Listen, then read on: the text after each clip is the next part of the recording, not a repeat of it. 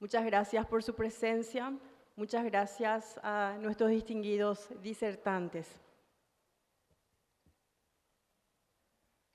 Bueno, le voy a presentar al primer disertante de este simposio, el doctor Ignacio Bluro.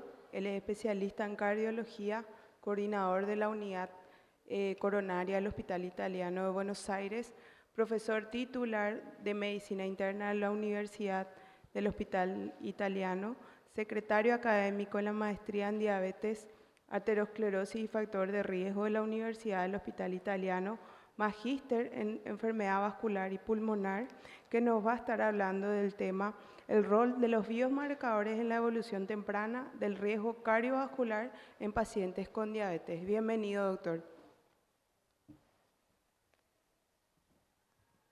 Muy buenas tardes a todos, muchas gracias por la presentación, muchas gracias por la invitación.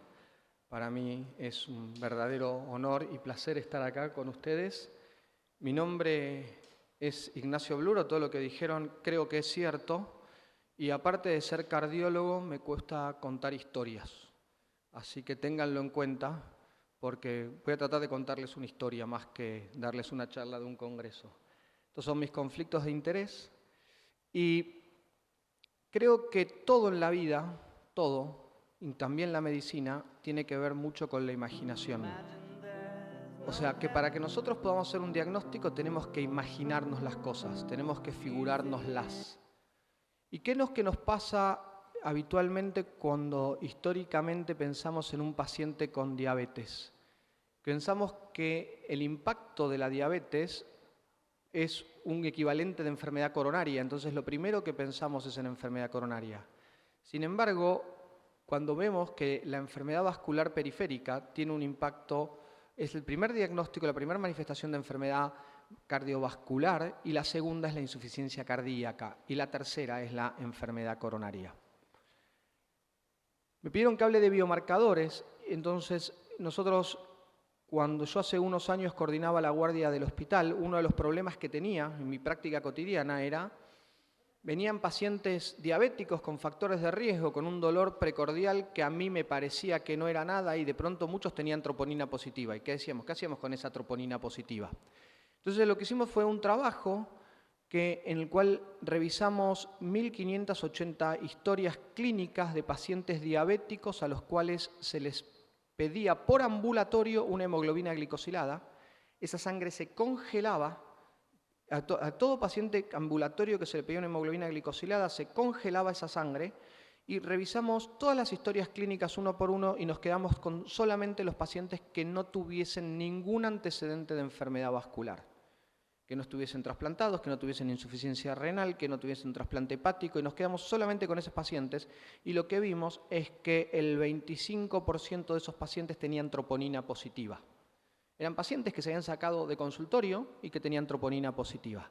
Y que esa troponina positiva, los que tenían troponina positiva seguidos en el tiempo, en 3 años de seguimiento, tenían más eventos cardiovasculares que los que no tenían troponina positiva. Pero ¿qué pasó? Los pacientes que tienen troponina positiva, el hecho de que los vayamos a revascularizar o no los vayamos a revascularizar no les cambia el pronóstico. O sea, la troponina nos está marcando riesgo, pero no nos cambia la conducta. Lo que deberíamos es tal vez ser más agresivos en el tratamiento médico, pero el revascularizar o el no revascularizar no cambia nada. Ustedes saben que con el advenimiento de las glifosinas, a partir del EMPA-REG, empezamos a darnos cuenta que las glifosinas disminuían los eventos cardiovasculares y la insuficiencia cardíaca, y empezamos a mirar qué había pasado en los estudios previos. Y en estudios previos, solamente a modo de ejemplo, como en el VALUE, los pacientes habían tenido más eventos relacionados a insuficiencia cardíaca que a cardiopatía isquémica. Entonces empezó a jerarquizarse la relación de la insuficiencia cardíaca con la diabetes. ¿Y cómo diagnosticamos los cardiólogos insuficiencia cardíaca? Básicamente, para diagnosticar insuficiencia cardíaca, el paciente tiene que tener signos o síntomas compatibles con insuficiencia cardíaca, una alteración estructural en el ecocardiograma, ya sea por deterioro de la función o por signos que nos hablen de falla diastólica, y a esto tenemos que sumarle o biomarcadores elevados, NT-proBNP o BNP, o signos de congestión o sobrecarga de volumen. Entonces, cuando nosotros miramos la insuficiencia cardíaca en sus diferentes estadios, el estadio A, que es el paciente que está en riesgo de tener insuficiencia cardíaca, el solo hecho de ser diabético ya lo ponen en el estadio A. O sea que todos los pacientes que ven ustedes como diabetólogos están en riesgo de tener insuficiencia cardíaca.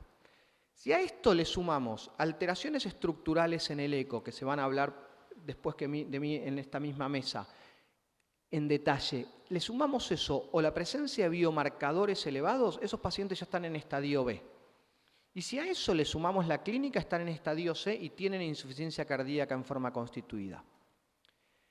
¿Cuál es el problema de todo esto? Que cuando hablamos de que el estadio C dependemos de los signos o de los síntomas, el examen físico, la sensibilidad de los signos para detectar insuficiencia cardíaca es bastante pobre. Por lo cual, en el último tiempo, empezamos a buscar otros métodos, también por imágenes, eco, busca de cometas, ver sobrecarga de volumen, para evaluar si esos pacientes estaban o no estaban realmente sobrecargados. Y fíjense cómo cambió el rol de los biomarcadores en el diagnóstico de la insuficiencia cardíaca, que en el 2001 la Sociedad Europea de Cardiología los planteaba como un criterio de exclusión. Era, pedimos un NT-proBNP o un BNP y si me da bajo no tiene insuficiencia cardíaca. Sin embargo, en el 2021 la cosa cambia. No solamente es no tiene, es si lo tiene elevado, tiene insuficiencia cardíaca. Y empieza a ser un criterio de inclusión, lo trae hacia nosotros. Entonces, como yo les dije que me gustaba contar historias, y después del almuerzo mantener la atención de ustedes no es fácil, los voy a invitar a pensar en París. Cerrar un minuto los ojos, unos segundos, y si yo les digo París, seguramente se les va a venir alguna imagen a la mente. Eso es la imaginación. Se les puede venir alguna de estas imágenes probablemente cuando pensamos en París. Pero la última vez que estuve en París, cuando me iba, o lo recorrí un poco, hubo algo que me sorprendió de París, y es esto. Abajo de la autopista, rumbo al aeropuerto, estaba lleno de homeless. Y investigando un poquito para esta charla y viendo qué pasaba con los homeless en París, me enteré que para los Juegos Olímpicos los movieron a todos y los escondieron y se los llevaron a algún lugar para que no se los vea. ¿Pero eso qué quiere decir? Que París es la diabetes y los homeless la insuficiencia cardíaca. Si hay París, hay insuficiencia cardíaca. O sea, y como los cardiólogos cuando pensamos en muchas cosas nos olvidamos de la diabetes, creo que también a otros especialistas, cuando piensan en su mundo, se olvidan de que hay otros mundos. Entonces, esto es una invitación a que cuando vean un paciente diabético, piensen que hay otros mundos que también conviven en ese paciente y que no es todo tan glamoroso como nos imaginamos París. ¿Y qué tan importante es esto? Dependiendo de la edad de nuestros pacientes, hasta el 50% de los pacientes con diabetes tienen insuficiencia cardíaca. Entonces, si yo les hubiese preguntado a ustedes, ¿cuántos de sus pacientes tienen insuficiencia cardíaca? La respuesta probablemente hubiese sido muchos, pero no hubiese sido 50%, creo que hubiesen dicho un número más chico. Entonces, ya que estamos en París, cuando fui a París y fui a Versalles, me alquilé un audioguía y elegí el audioguía en español. Entonces creo que a todos ustedes les pasaría lo mismo y que queremos recorrer París en español. El problema es que muchas de las cosas de París están en francés. Y cuando a ustedes les llega este informe de un ecocardiograma que dice diámetro y función ventrículo conservado, aumento difuso, espesor parietal, aurícula izquierda dilatada, bla, bla, presión sistólica en la pulmonar 40, tiempo de desaceleración 180 milisegundos, E sobre E septal 20,95, les están hablando en francés. No les están hablando en un idioma que ustedes entienden. Entonces, si yo les muestro todos estos gráficos, que creo que es territorio de una charla que me sigue, así que, doctores, tranquilos, no me voy a meter en esto, no lo sabría explicar. Para ustedes es un idioma difícil. Sin embargo, Si a ustedes les ponen una hemoglobina glicosilada de 7,2, a todos se les fue algo a la cabeza. A todos les gatilló algo que no les gatillaba algo que estaba en un idioma que no hablan. Bueno, hay otro idioma que es muy parecido al de la hemoglobina glicosilada, que es el de los biomarcadores, que resumen en un número que es fácil de entender para quien no es ecocardiografista, que eso lo que significa es que ese paciente tiene insuficiencia cardíaca diastólica, tiene alteración de la relajación, falla diastólica, es un paciente con insuficiencia cardíaca con función preservada. Entonces, esto es una invitación a que cuando recorramos París pensemos que no solo París es la Torre Eiffel y que cómo vamos a identificar y no vamos a manejar en francés. Y les quiero contar otra historia, una historia de cuando estaba en la facultad y que se los digo a mis residentes en la recorrida todos los meses. En algún momento de ese mes cuento esta historia, que es lo que llegué a considerar lo más importante que aprendí en la facultad. Estábamos en el aula del 10º piso del Hospital de Clínicas, un aula muy ceremoniosa, muy formal, y entra el profesor y nos empieza a explicar el sistema renina-angiotensina-aldosterona. Y al lado mío estaba Natalia Regatsky, una excelente médica, y era la mejor alumna, la que tomaba apuntes y a la cual yo no tomaba apuntes porque se los pedía a ella. Y le digo, Nati, no entiendo. Yo tampoco, me dice. Me doy vuelta al del otro lado y le digo, no entiendo, yo tampoco. Me doy al de atrás, no entiendo, yo tampoco. Levanto la mano y le digo, profesor, no entiendo. ¿Qué no entendés? Nada. ¿Cómo que nada? ¿Desde qué momento no entendés? Desde que dijo buen día. El diálogo fue literal, fue tal cual. Entonces dice, ¿quién más no entiende? Y se empezaron a levantar todas las manos del aula. Entonces, ese día, les aseguro que ese día no aprendí lo que era el sistema renina-angiotensina-aldosterona, pero aprendí que cuando yo no entiendo algo, el 99% de la gente tampoco lo entiende. Entonces, cuando también aprendí en la facultad que la clasificación de insuficiencia cardíaca era esa, insuficiencia cardíaca, y la diabetes era tipo 1 y tipo 2. Pero hoy tenemos varios subtipos de diabetes y tenemos varios subtipos de insuficiencia cardíaca. Hoy, probablemente en el futuro no sé cómo sea. Entonces, si yo les pregunto qué es la insuficiencia cardíaca con función sistólica conservada, probablemente ustedes, alguno puede intentar explicarlo, pero en mi experiencia es que la gente en general no lo entiende.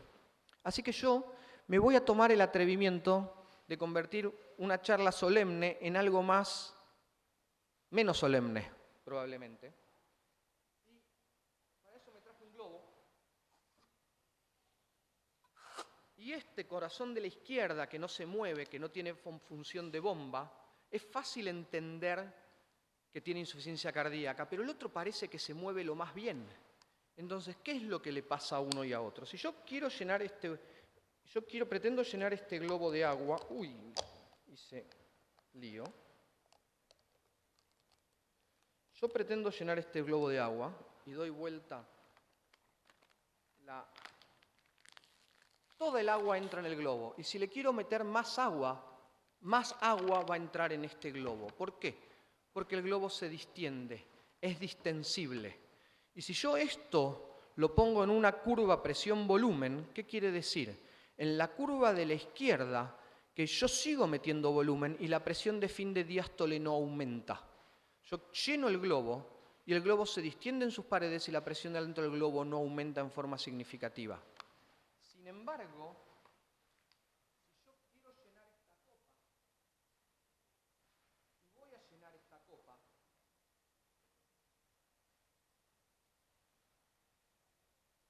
y la sigo llenando, la copa se me va a rebalsar. La copa se va a derramar. ¿Por qué? Porque es rígida. La copa no es distensible. Entonces, esto es la insuficiencia cardíaca con función diastólica conservada, que el ventrículo se vuelve rígido, probablemente por inflamación, probablemente por mecanismos que hoy no tenemos muy claros, pero que a mí me resultan terriblemente interesantes y podemos hablar mucho, y el ventrículo se va poniendo cada vez más rígido. pero pasa eso. Entonces, cuando pasa eso, ¿a dónde se derrama el agua de la copa? Se derrama en los pulmones. ¿Y cuándo se derrama? Sobre todo cuando le aumento el volumen minuto al corazón, que tiene que manejar más en ejercicio. Entonces, ese es el paciente que camina y tiene disnea. Entonces, tiene disnea y habitualmente lo que pensamos es que tiene enfermedad coronaria. Pensemos que cuando tiene disnea puede tener insuficiencia cardíaca. Y cuando vamos a mirar el trabajo, el Canvas, un trabajo que desgraciadamente la canaglifosina cayó en desgracia, otro tema interesante para discutir, lo que hicieron en el Canvas es medir NT-proBNP a todos los pacientes. Y que miraron los que tenían insuficiencia cardíaca y los que no tenían insuficiencia cardíaca. Y si tenían antecedentes y tenían insuficiencia cardíaca, la mitad tenía NT-proBNP alto. Y si no tenía, también, la mitad tenía NT-proBNP alto. La mitad tenían NT-proBNP alto. ¿Qué quería decir? Que todos, aunque incluso los que pensábamos que no tenían más insuficiencia cardíaca que no estábamos viendo. Esto llevó a este trabajo en el cual se buscó tener distintos biomarcadores, proteína C, troponina y NT-proBNP y el electrocardiograma. Y si alguno estaba alterado, la posibilidad de desarrollar insuficiencia cardíaca.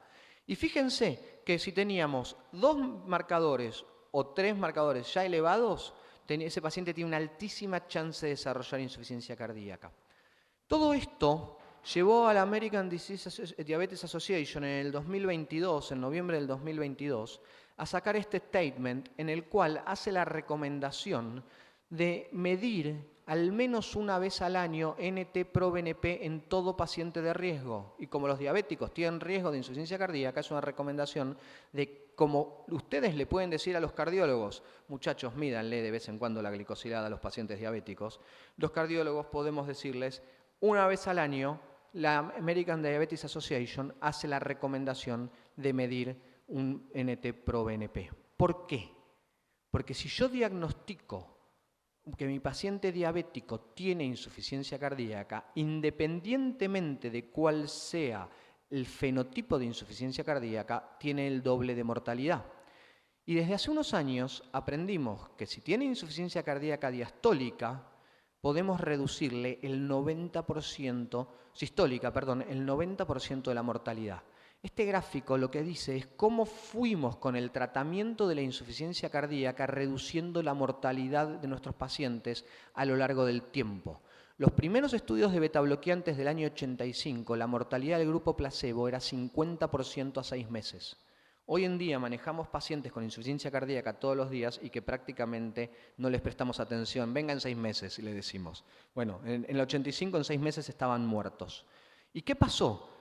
Con el advenimiento de las glifosinas, son la primera droga que demostraron reducir un punto combinado de muerte e internación en insuficiencia cardíaca con función preservada. Entonces, el diagnosticar esto nos cambia la conducta y nos cambia la evolución de nuestros pacientes. Entonces, los invito a recordar este acrónimo, Find Heart Failure, encontrar insuficiencia cardíaca en los pacientes que tienen fatiga, aumentada la cantidad de agua corporal, péptidos natriuréticos elevados o disnea, lo más probable es que tengan insuficiencia cardíaca. Y una cosa que surge habitualmente ¿es lo mismo NT-proBNP o BNP? Y este es un statement de fines del año pasado de la Sociedad Europea de Cardiología, donde dicen que es sobre NT-proBNP. ¿Y por qué dicen? Cuando empiezan, dicen, nosotros vamos a hablar de NT-proBNP y no de BNP, porque en Europa prácticamente no usamos BNP. Y porque la estabilidad, una vez que se toma la muestra del NT-proBNP, es mucho mayor que la del BNP, que es muy inestable, y si no se procesa rápido se degrada. Y el motivo clínico más importante para nosotros es que el NT-proBNP es un nivel no se ha afectado por el tratamiento de sacubitril/valsartán, que con los pacientes con insuficiencia cardíaca con función sistólica deprimida, sobre todo los usamos mucho. Entonces, si nosotros queremos saber cómo está, la verdad que el NT-proBNP no pierde su valor y sí el BNP. Entonces, como conclusiones, si hay diabetes, es posible que haya insuficiencia cardíaca. El fenotipo más prevalente en pacientes diabéticos es la insuficiencia cardíaca con función preservada, por lo cual no esperemos encontrar deterioro de la función ventricular.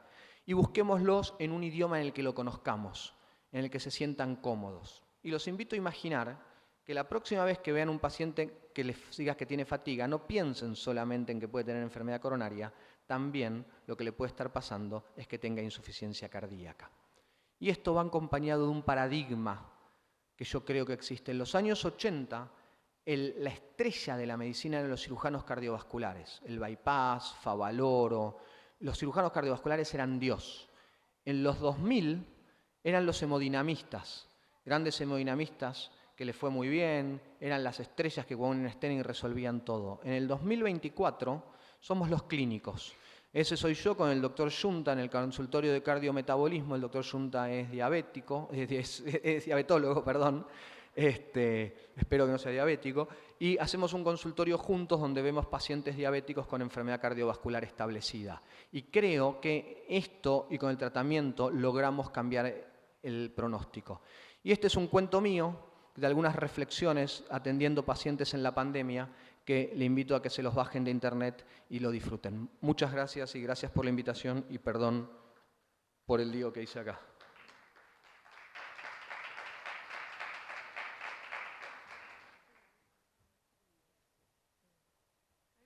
Muchísimas gracias, doctor, por la excelente disertación y el ejemplo bastante práctico. Para continuar con el simposio, el siguiente tema, insuficiencia cardíaca en diabetes con función preservada. Para eso invitamos al doctor Oscar Paredes, especialista en medicina interna, especialista en cardiología, past president de la Sociedad Paraguaya de Cardiología y Cirugía Cardiovascular, fellow del Colegio Americano de Cardiología y miembro de la Sociedad de Cardiología Europea.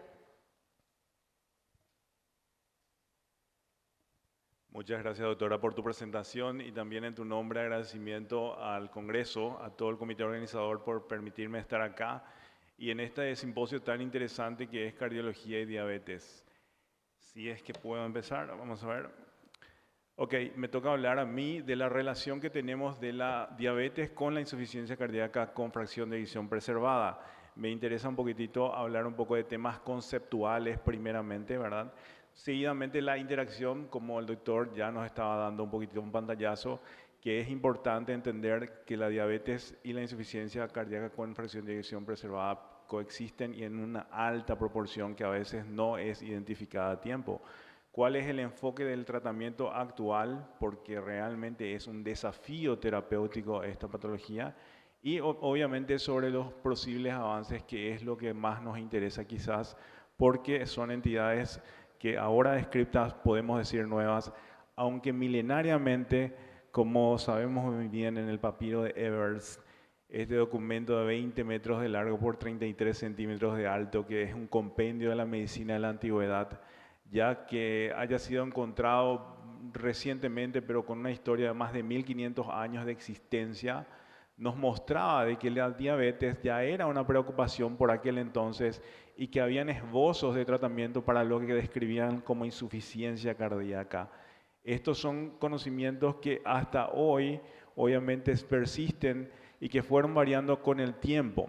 Por ejemplo, Hipócrates, quien nos dio además de un léxico médico antiguo que hasta hoy conocemos como la cronicidad, los eventos agudos, las endemias, las pandemias, también una especie de descripción que sería la primera descripción de lo que podría llamarse la insuficiencia cardíaca, conocida como hidropesía en aquel compendio que él dio a llamar como el libro de Hipócrates, ¿verdad?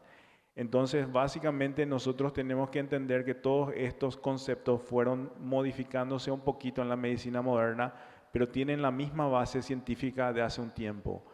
Y conocemos la insuficiencia cardíaca como la vía final común de múltiples enfermedades, en general cardiovasculares.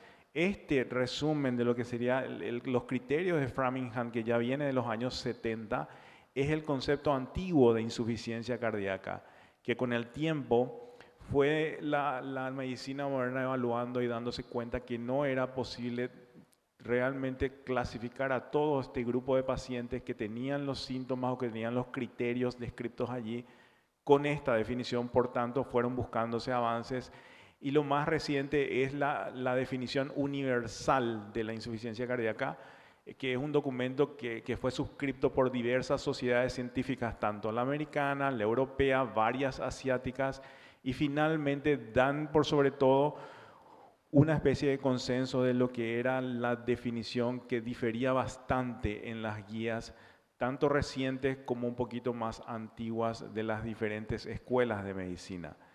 Entonces, ¿qué es lo que enfoca? Enfoca básicamente lo que nos enseñó Ignacio recientemente, ¿verdad?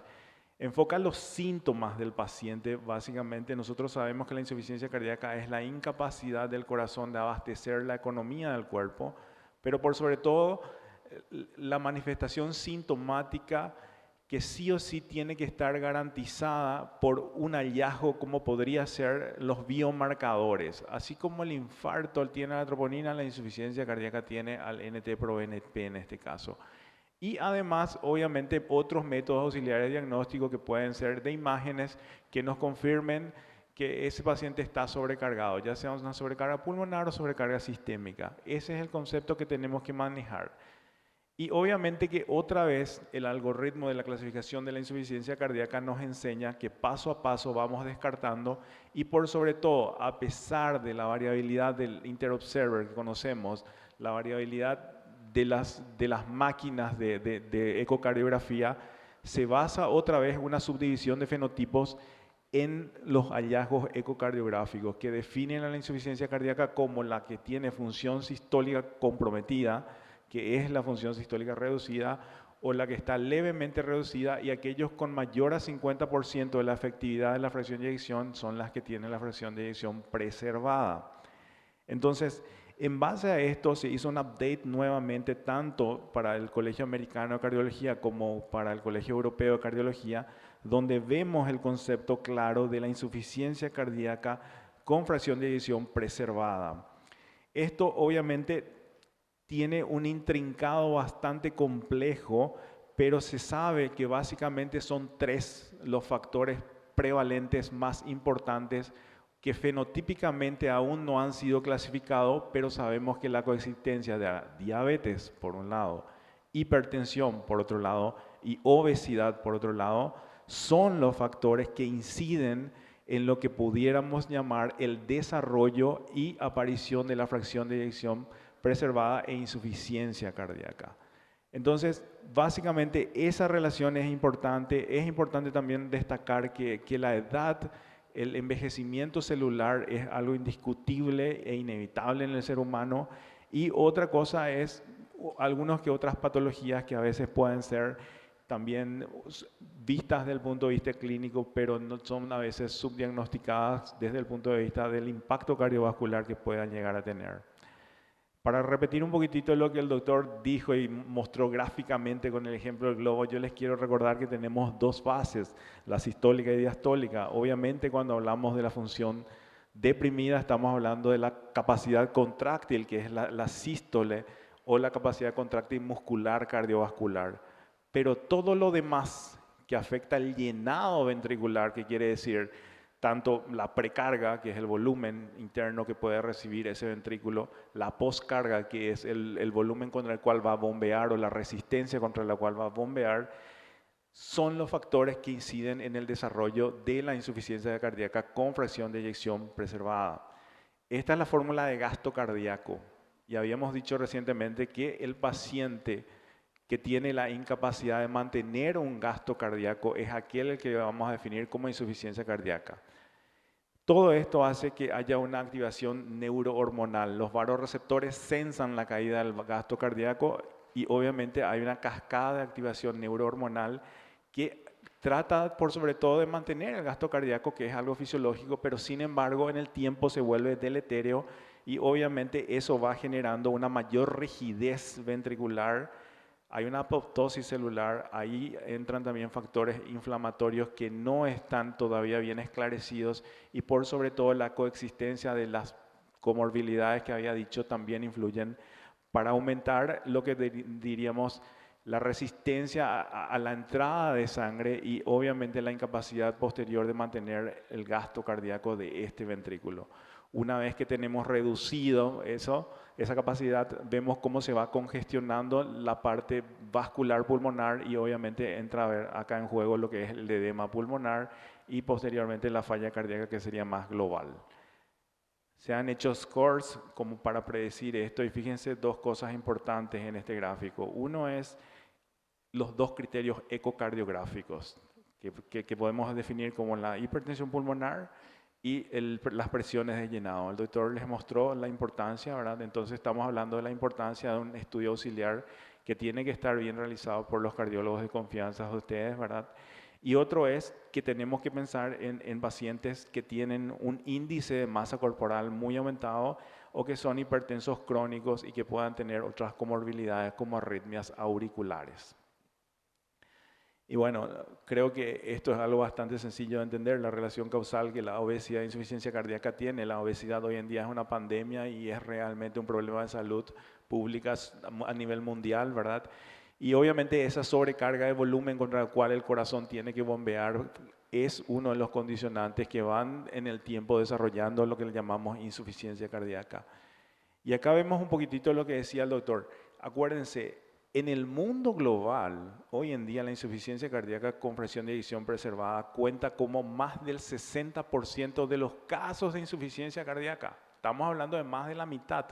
No es aquel paciente que tiene la función sistólica deprimida el que está en insuficiencia cardíaca, sino es aquel que realmente no tiene la capacidad de mantener la autonomía de su cuerpo, la autonomía tanto metabólica como del sistema neuromuscular, ¿verdad?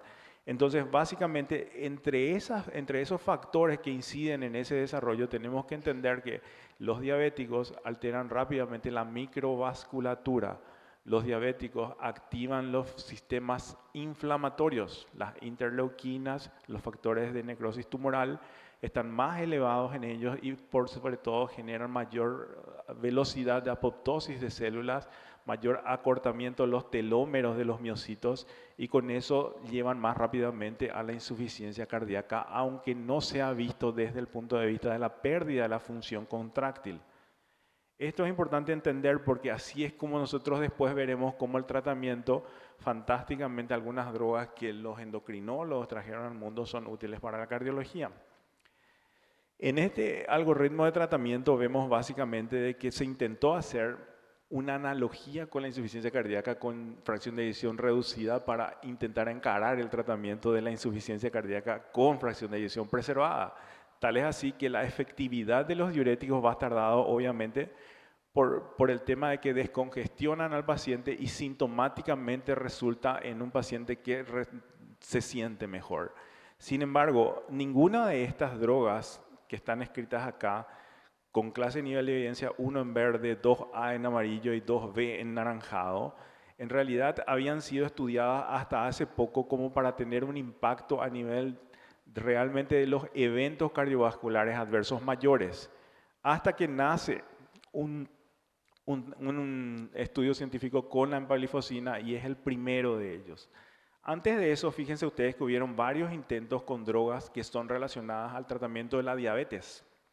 Toda esta lista de trials están justamente encarando el tratamiento de la insuficiencia cardíaca y el resultado y el impacto a nivel de lo que sería la morbimortalidad con drogas tan básicas como la metformina o un poquito más complejas como la insulina y algunas que otras ahí como ven, por ejemplo, las sulfonilureas o las glicasidas, ¿verdad? Este sí es un estudio que es de relevancia para nosotros en cardiología. Si bien ya teníamos el conocimiento de que la glifosina era importante para aquel paciente que desarrollaba la función sistólica deprimida y la insuficiencia cardíaca mejoraba, nunca antes en estos 3.500 de historia del estudio de la medicina una droga impactó sobre la mortalidad de los pacientes con fracción de eyección preservada. Y el número de pacientes a tratar es muy bajo, es solamente 31, como ustedes ven, como para marcar significativamente. Fíjense otra cosa, la divergencia en la curva es precoz, es temprana, que quiere decir que al administrarle ustedes están mejorando el pronóstico de inmediato en esta clase de pacientes.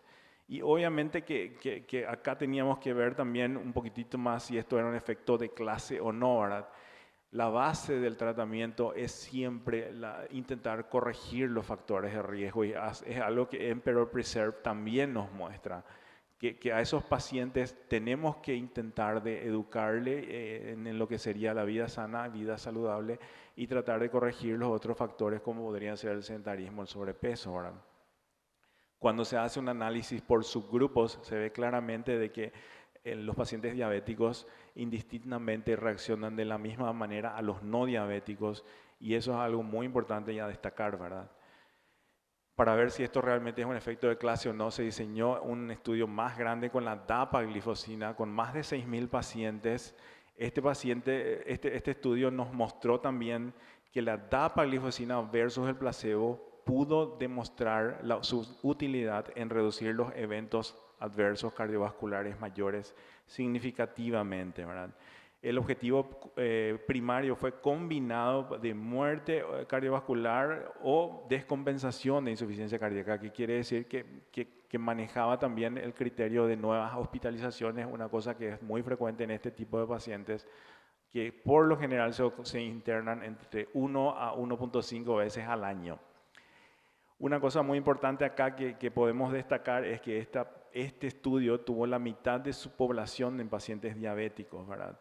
Fue un estudio que obviamente tenía los criterios de la fracción de eyección preservada, ¿verdad? Y básicamente el grupo de pacientes responde de una manera rápida y de una manera muy notoria cuando se le administra versus el placebo la dapaglifosina en dosis de 10 miligramos en este caso. El número de pacientes a tratar obviamente también es muy bajo, ¿verdad? La necesidad y el porcentaje de lo que sería el riesgo relativo, la diferencia es realmente significativa, ¿verdad? Básicamente nosotros acá también tenemos que ver la seguridad de la droga porque este estudio combinó también la medicación en los diabéticos con otras drogas y obviamente la seguridad estamos hablando de que no ha caído mucho la glicemia en este grupo de pacientes. Algo muy importante que acá quiero que recuerden es que eso hace que las nuevas guías cambien. Y esta droga que apareció en el siglo XXI a mediados de lo que sería la segunda década, muy rápidamente se instaló como clase 1A para ya las nuevas guías del manejo de la insuficiencia cardíaca. Acá les traje un subanálisis de ese mismo estudio que sería el grupo de los pacientes diabéticos, que fueron más de 3.000 también en ese estudio, ¿verdad? Y obviamente lo que ahí controlaron es la seguridad y eficacia, porque la seguridad sería la combinación con otras drogas que dan el mismo tratamiento hacia la diabetes y la eficacia que es indistinta de cuál es la combinación que tienen y cuál es el tipo de pacientes al cual están siendo tratados, ¿verdad? Y finalmente esta es una historia muy corta, una historia prácticamente un año, entre el 2023 finales o mediados hasta lo que pasó en abril de este año, ¿verdad? Lo que sería la semaglutide en su realmente todo el esplendor científico de qué puede hacer esta droga, ¿verdad? Básicamente fue diseñado este estudio para ver un poco el efecto de bajar la obesidad en estos pacientes que tienen fracción de eyección preservada pero insuficiencia cardíaca. Obviamente sabemos que la obesidad es uno de los factores, como les expliqué, de la sobrecarga de estos pacientes. Y el otro grupo que se diseñó posteriormente es en pacientes diabéticos. Entonces tenemos un estudio que conocemos básicamente como el STEP-HF con diabéticos y sin diabéticos. Y vimos claramente de que a las 52 semanas de seguimiento, el disminuir la masa corporal fue efectivo y esa disminución de la masa corporal no solamente se asocia a una mejoría en cuanto a la resistencia física, a la menor disnea, sino que también a una caída en los valores biomarcadores, aunque este no es muy lindo para distinguirlo, ¿verdad? Y básicamente queremos decir de que esta droga fue efectiva en el manejo de los pacientes con fracción de eyección preservada y diabéticos. En los pacientes obesos, que son todo un desafío, nosotros sabemos de que obviamente tenemos un mecanismo celular bastante complejo donde mejorar algunos puntos no va a ser fácil con una sola medicación, pero por sobre todo acá este estudio demuestra de que el uso de la semaglutide quizás abre las puertas para que otras drogas análogas puedan ser utilizadas también intentando prevenir lo que sería el empeoramiento de lo que sería la fracción de eyección o insuficiencia cardíaca, ¿verdad? Esto es básicamente del mismo estudio, ¿verdad? Como para que se den cuenta de que se hicieron ciertos análisis como la mejoría en la protección vascular, bajaron los biomarcadores, como les dije, bajaron otras cosas como son los factores inflamatorios y obviamente todo lo que viene de la parte física que está relacionado a la pérdida de peso directamente, ¿verdad?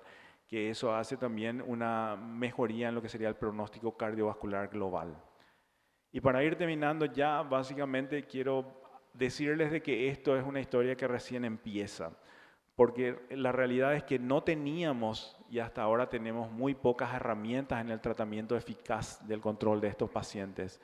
Entonces, nosotros, ¿qué es lo que buscamos? Buscamos básicamente un diagnóstico precoz, que es muy importante, no el diagnóstico ya sintomatológico de ese paciente. Así como el doctor les acaba de decir, hacer un control del NT-proBNP una vez por año es una cosa muy útil, más allá de que el paciente sea sintomático o no. Y obviamente ya las técnicas de imagen como la ecocardiografía con estrés pueden predecir a aquel paciente que va desarrollando pronto esta clase de patología, ¿verdad? Acá les muestro nomás una curva del impacto de la prediabetes, como ya va divergiendo de pacientes normales, ¿verdad?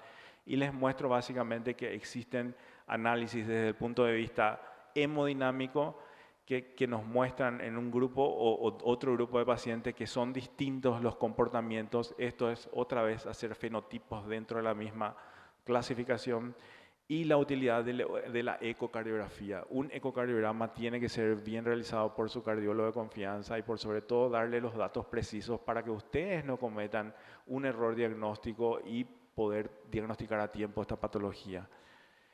Esto sería más o menos el objetivo terapéutico desde el punto de vista intervencionista. Yo hago intervenciones, por eso les digo, se están desarrollando alguna que otra tecnología intervencionista para tratar algunas de las patologías posibles, ¿verdad? Y en el futuro, obviamente, estamos hablando de la necesidad de un tratamiento eficaz y un diagnóstico precoz para este grupo de pacientes. Muchas gracias.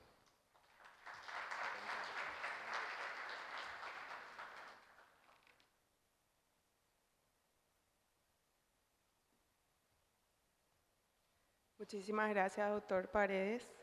Bueno, a continuación le vamos a escuchar a la doctora Luz Cabral. Ella es especialista en medicina interna, especialista en cardiología, past president de la Sociedad Paraguaya de Cardiología, y ella nos va a estar hablando de estratificación de riesgo cardiovascular en pacientes con diabetes mellitus tipo 2. ¿Cómo disminuir el riesgo cardiovascular? Adelante, doctora.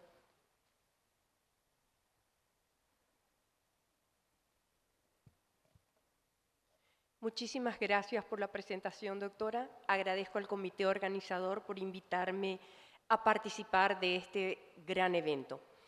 El tema que me encomendaron, como bien lo dice, es estratificación de riesgo cardiovascular en pacientes diabéticos tipo 2. ¿Cómo vamos a hacer para reducir los riesgos en estos pacientes? Sabemos que los pacientes diabéticos tienen de 2 a 4 veces más probabilidad de desarrollar un evento cardiovascular mayor. Y de los pacientes diabéticos que desarrollaron un evento cardiovascular mayor, tienen una reducción de su expectativa de vida que va de 4, 6 e incluso 12 años. La diabetes también está infradiagnosticada y los diabéticos tienen mayor probabilidad de desarrollar daño de órgano diana. Es más, los diabéticos también tienen mayor riesgo de desarrollar eventos cardiorrenales como ser insuficiencia cardíaca e insuficiencia renal crónica. Cuando tenemos un paciente diabético, por favor, no se olviden de estratificar el riesgo del paciente, de cuál es el porcentaje de probabilidad de desarrollar un evento cardiovascular a 10 años. Para ello es muy importante hacer el examen físico, los antecedentes del paciente y las pruebas diagnósticas. Dentro del algoritmo que utilizamos es el algoritmo del score de diabetes tipo 2. Debemos tener en cuenta cuántos años de diabetes tiene el paciente. Si es hipertenso, si es tabaquista, su hemoglobina glicada, su tasa de filtración glomerular, la sumatoria de estos puntajes nos va a dar la probabilidad del porcentaje de riesgo.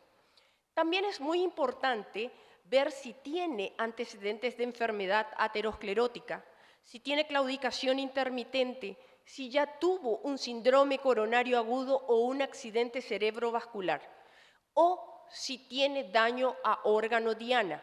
Para ello, nosotros tenemos que tener uno de estos puntos.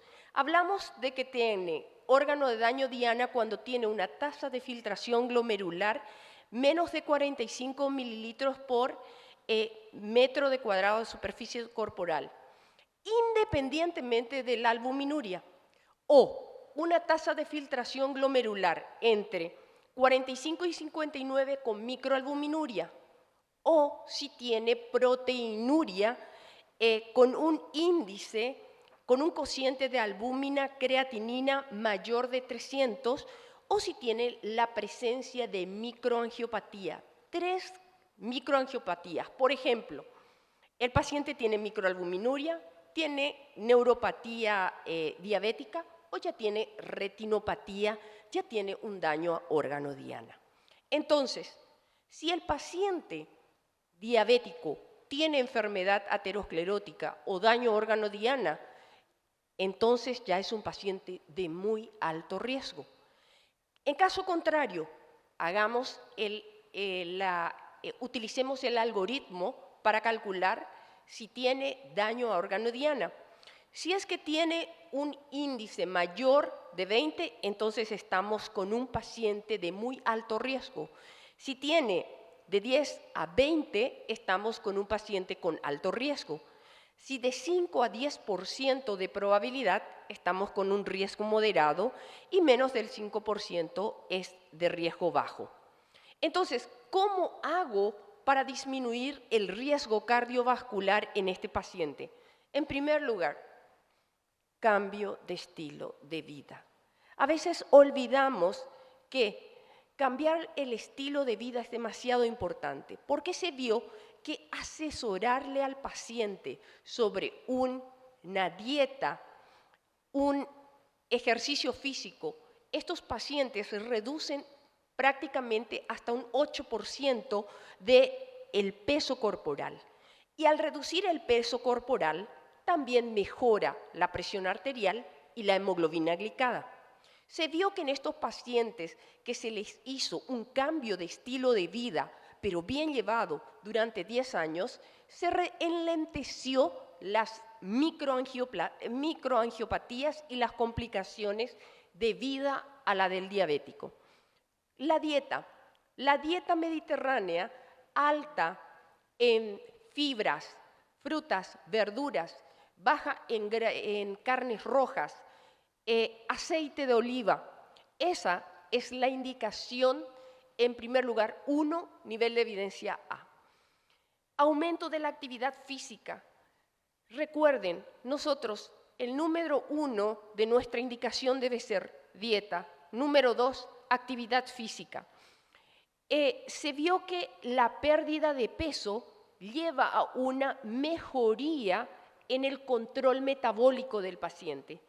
Y también incluso en los pacientes obesos mórbidos, es muy interesante tener en cuenta que el ensayo, el SOS que se fue llevado a cabo en los suizos, se demostró de que con una sobrevida de 24 años en los pacientes sometidos a cirugía bariátrica, ya llevamos en este registro 24 años de sobrevida, y se vio que hubo una mejoría, fue muy superior el aumento de la esperanza de vida comparados en solamente los cambios de estilo de vida. Y esto vamos a ver por qué. Unas palabras con respecto al semaglutide. ¿Qué es lo que se vio con el semaglutide? Si bien Oscar ya habló, directamente en el estudio STEP-HF que fue presentado el año pasado, ¿qué es lo que se vio? Que bajar con el semaglutide llegó a bajarse 13% el peso corporal, mejoró la calidad de vida en pacientes portadores de insuficiencia cardíaca. Y recientemente fue publicado, que está siendo publicado en este mes, en agosto, el semaglutide en pacientes portadores de cardiopatía ya conocido, se vio que reduce la morbilidad y sobre todo el peso en un 15% en pacientes obesos. Aparte de ello, a largo plazo aumenta la normoglicemia en pacientes obesos y cardiópatas que tenían descontroles con hemoglobina glicada. ¿Por qué todo esto? Perdón.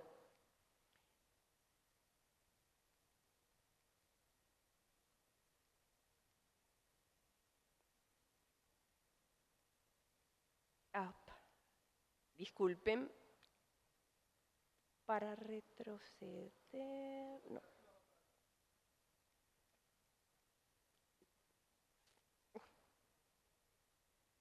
Espera un poquito. Allí. Perfecto. Volví otra vez sin querer. Me podrías retroceder. Gracias. Dentro de las indicaciones, en primer lugar, del cambio de estilo de vida. Nivel 1, nivel de evidencia A. Bajar de peso, dieta, realmente cambio de estilo de vida.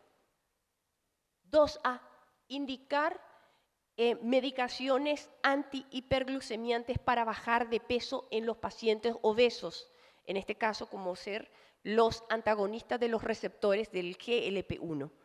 Y también se plantea la cirugía bariátrica en pacientes con obesidad mórbida mayor o igual a 35 de índice de masa corporal. Ahora bien, otro punto para tener en cuenta es cómo manejar el control glicémico en los pacientes. Se vio en este ensayo, que incluyó más de 27.000 pacientes, que mantener una hemoglobina glicada dentro de límites normales disminuye eventos cardíacos graves, y entre ellos el infarto de miocardio. Pero debemos tener en cuenta que esto acontece a medida que va pasando el tiempo. Cuanto mayor es el tiempo que el paciente tiene mejor control glicémico, mayor es las evidencias. Es así que es muy interesante tener en cuenta qué esperanza de vida tiene nuestro paciente. Si es un paciente joven, si es un paciente que está en buenas condiciones, entonces debemos ser más estrictos manteniendo una hemoglobina glicada por debajo de 7.5 y sobre todo utilizando antihiperglucemiantes con probada respuesta cardiovascular. En pacientes donde las esperanzas de vida son menores, como ser los pacientes lábiles, en ese caso, o los pacientes mayores, los pacientes frágiles, podemos ser más laxos e incluso mantener una hemoglobina glicada por debajo de 8. Ahora bien, cuando vamos a utilizar hipoglucemiantes, debemos tener en cuenta el tipo de hipoglucemiantes. Se vio que los inhibidores del cotransportador sodio-glucosa tipo 2 ha demostrado en este metaanálisis que tienen un efecto positivo sobre la reducción del riesgo de enfermedad aterosclerótica. En pacientes diabéticos se vio también una mejoría de la sobrevida y una reducción de la mortalidad en los pacientes y sobre todo en la insuficiencia cardíaca, los cuadros de descompensación y las hospitalizaciones, tanto en insuficiencia cardíaca con fracción de eyección preservada como reducida. Y los antagonistas de los receptores GLP-1 también demostraron en este metaanálisis que reducen la mortalidad de todas las causas, el infarto de miocardio, los accidentes cerebrovasculares. Por tanto, en pacientes diabéticos tipo 2, cuando vamos a utilizar hipoglucemiantes, podemos usar inhibidores SGLT2 o antagonistas de los receptores GLP-1 en pacientes diabéticos. ¿Por qué? Porque mejoran en forma el riesgo cardiovascular independientemente del control glicémico. ¿Y qué pasa de la pioglitazona, de la sitagliptina, de la insulina, la glimepirida y la metformina? Que si bien son hipoglucemiantes con seguridad cardiovascular, pero no han demostrado que mejore los resultados cardiovasculares. Es así que cuando vamos a utilizar hipoglucemiantes en pacientes de muy alto riesgo, ya sea con enfermedad aterosclerótica o daño a órgano diana, preferir inhibidores SGLT2 o antagonistas de los receptores GLP-1. Y en pacientes con bajo riesgo o intermedio riesgo, podemos utilizar metformina. Ahora bien, la asociación de los inhibidores SGLT2 o antagonistas de los receptores GLP-1 pueden utilizarse con metformina cuando se requiere el ajuste de la glicemia, pero la indicación en riesgo alto es nivel de evidencia 2B. Ahora, la hipertensión arterial.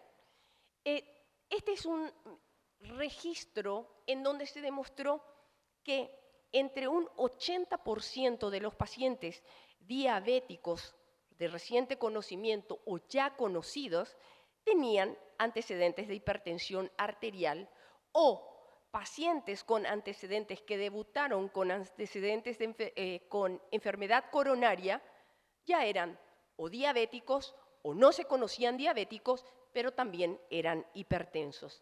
Estas tres situaciones coexisten muy frecuentemente, de allí que es muy importante tener en cuenta.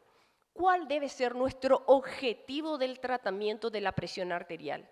Iniciamos terapia farmacológica cuando la presión arterial en la consulta es mayor o igual a 140/90. Se recomienda mantener los controles en la consulta entre 120 y 130 en pacientes por debajo de 69 e incluso si bajar de ellos si lo toleran. Pero en pacientes mayores de 70 años debemos tener ser un poco más cautos y mantener la presión por debajo de 140 y hasta 130 en aquellos pacientes que se toleran. Entonces, se recomiendan en los pacientes hipertensos, en primer lugar, cambio de estilo de vida e iniciar tratamiento farmacológico que podemos usar.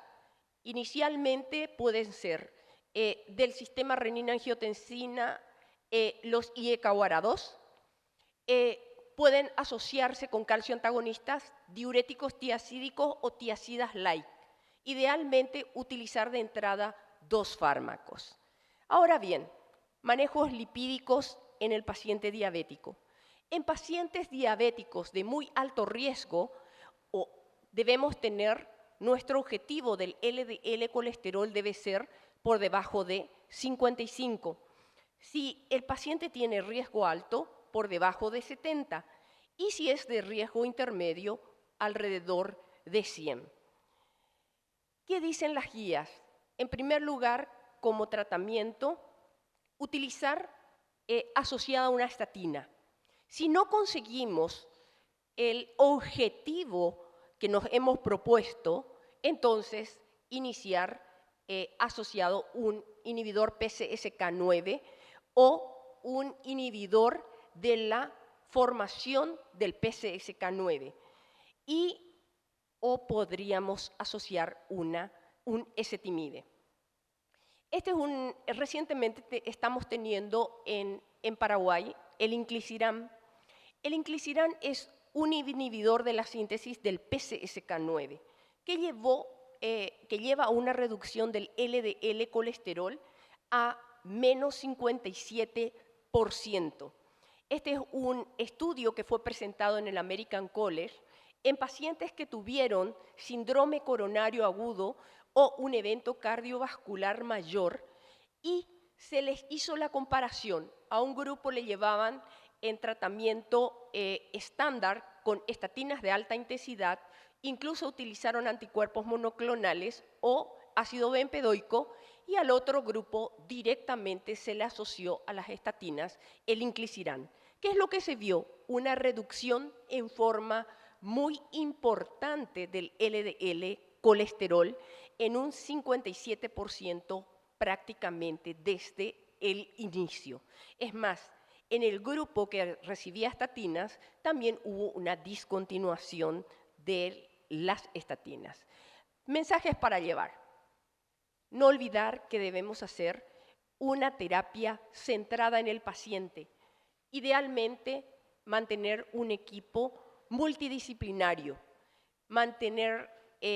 trabajar con nutricionistas, el endocrinólogo, el diabetólogo y los cardiólogos. En primer lugar, identificar ante nuestro paciente si tiene una enfermedad aterosclerótica o tiene daño órgano diana. Insistir en el cambio de estilo de vida. Por favor, señores, recuerden que casi todos los pacientes que llegan junto a ustedes, un 50% tiene obesidad o sobrepeso. En nuestro país, de cada 2 paraguayos, 1 tiene obesidad y sobrepeso. El 70% de los paraguayos son sedentarios y el 80% de las mujeres paraguayas son sedentarias. Manejo hipoglucemiante con protección cardiovascular.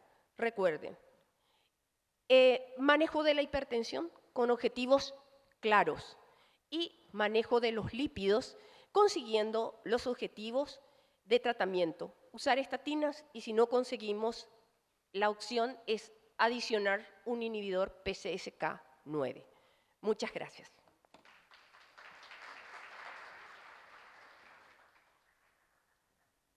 Excelente, doctora Luz. Muchísimas gracias por recordarnos la importancia del abordaje integral de nuestros pacientes con diabetes, de ese abordaje interdisciplinario y multidisciplinario.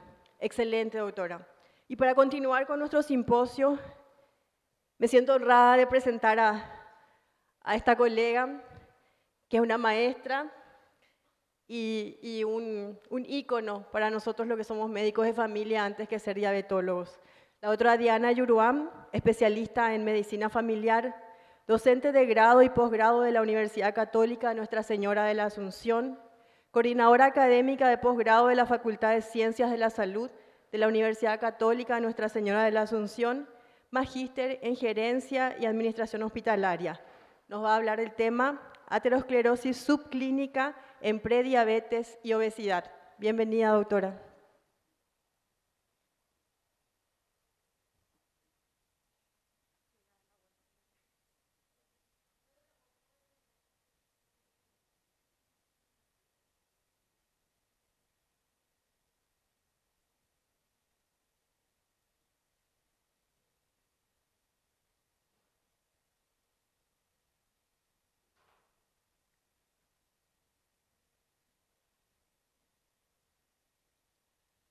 Buenas tardes, y en las personas de la doctora Liz Ramírez y Violeta Portillo quiero agradecer al comité organizador la invitación para participar en este evento. Realmente el tema de la aterosclerosis subclínica viene como a ser el eslabón inicial de todo lo que estuvieron hablando los colegas.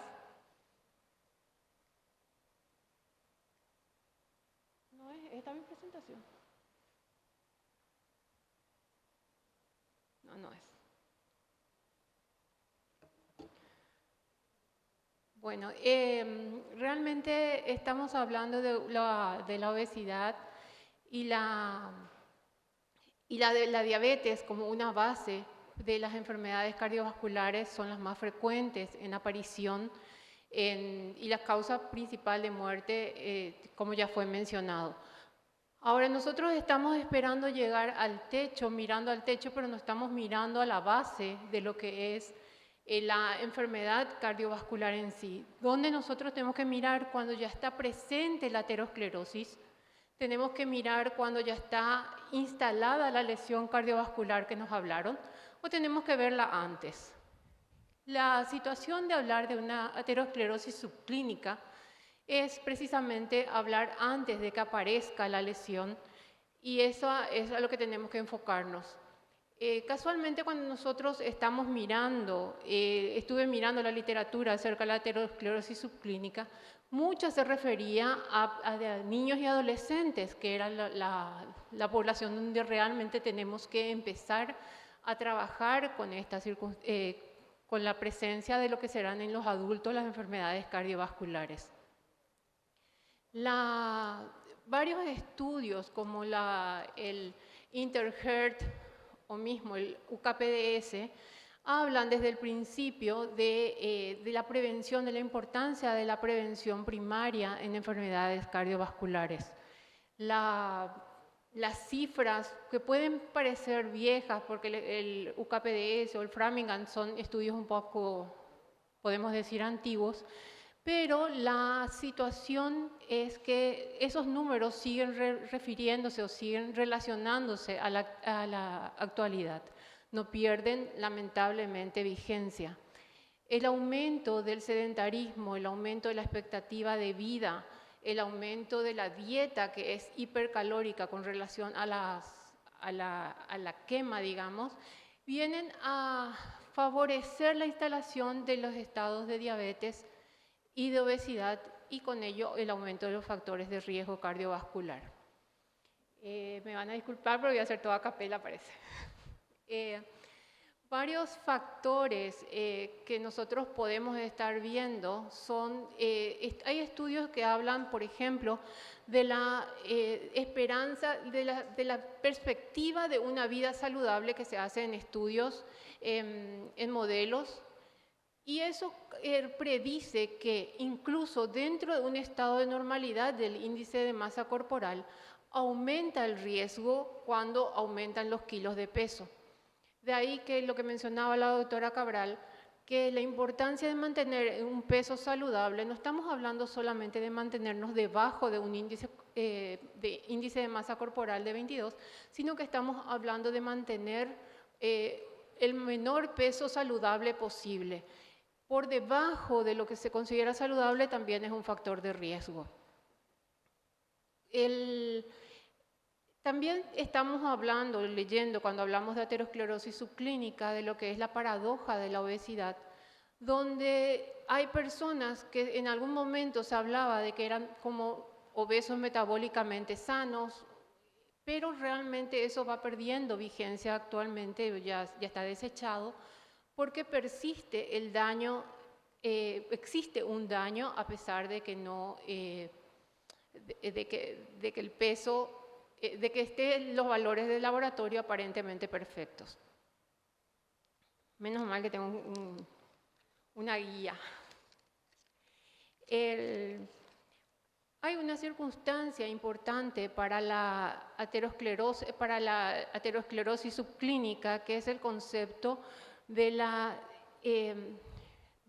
perfil lipídico que es aterosclerótico, donde nosotros tenemos un LDL aparentemente normal o ligeramente elevado en los pacientes diabéticos, acompañado de un HDL bajo y un colesterol normal.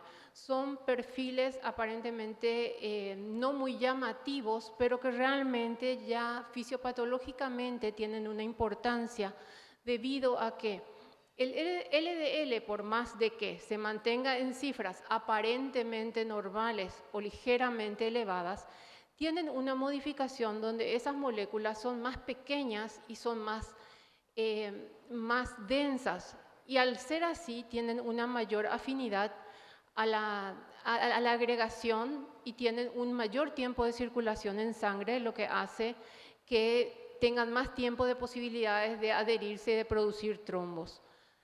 Al mismo tiempo, al haber un mayor aporte de ácidos grasos al hígado debido a la liberación por la insulinoresistencia, en presencia de dietas que ya son muy hipergrasas y también del aumento de glucógeno del hígado, Eso hace que colabora a que haya una mayor producción de triglicéridos y también de apolipoproteínas B. Eso colabora con la formación de más moléculas de LDL, a la vez que el HDL va disminuyendo en número y son más pobres en ApoA1. Todo lo que nos lleve a tener una cantidad de LDL, la cantidad que tengamos, que tenga nuestro paciente diabético, tenemos que considerarla como de riesgo.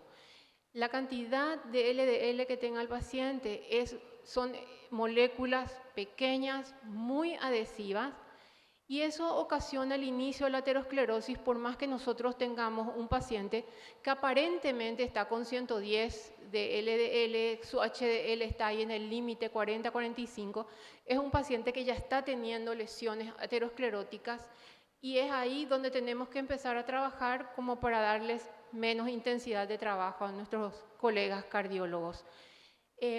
Creo que un problema que varias veces mencioné y que me llama la atención es la minimización de los valores. Nosotros decimos su presión está un poquito alta, el colesterol está un poquito alto, su HDL está un poquitito bajo. Estamos minimizando situaciones que ya estuvieron presentes antes del inicio de la diabetes, antes del inicio de la obesidad, y son circunstancias que cuando nosotros ya diagnosticamos y vemos que existe calcio en la coronaria o en el resto de los vasos, ya es una situación que estamos llegando tarde. Algo que mencionó la doctora Cabral y que me pareció de mucho interés fueron las cifras objetivo de hipertensión para los pacientes diabéticos. Que el octavo joint nos daba una cifra que muchos decíamos es demasiado, ¿verdad? Pero realmente cuando tengamos unas cifras más consideradas dentro de lo normal, y también nosotros podamos estar trabajando en tener el LDL más bajo posible, pero no solamente más bajo posible, sino durante el mayor tiempo posible, es lo que nos va a ayudar a que el paciente tenga una calidad de vida que sea buena. Llegar a que nosotros tengamos un objetivo y controlarle el LDL a nuestro paciente y decirle al cabo de 6 meses ya está bien. ¿Cuál es nuestra referencia para decir que ya está bien? O sea, que sea menos de 100 no quiere decir que esté bien.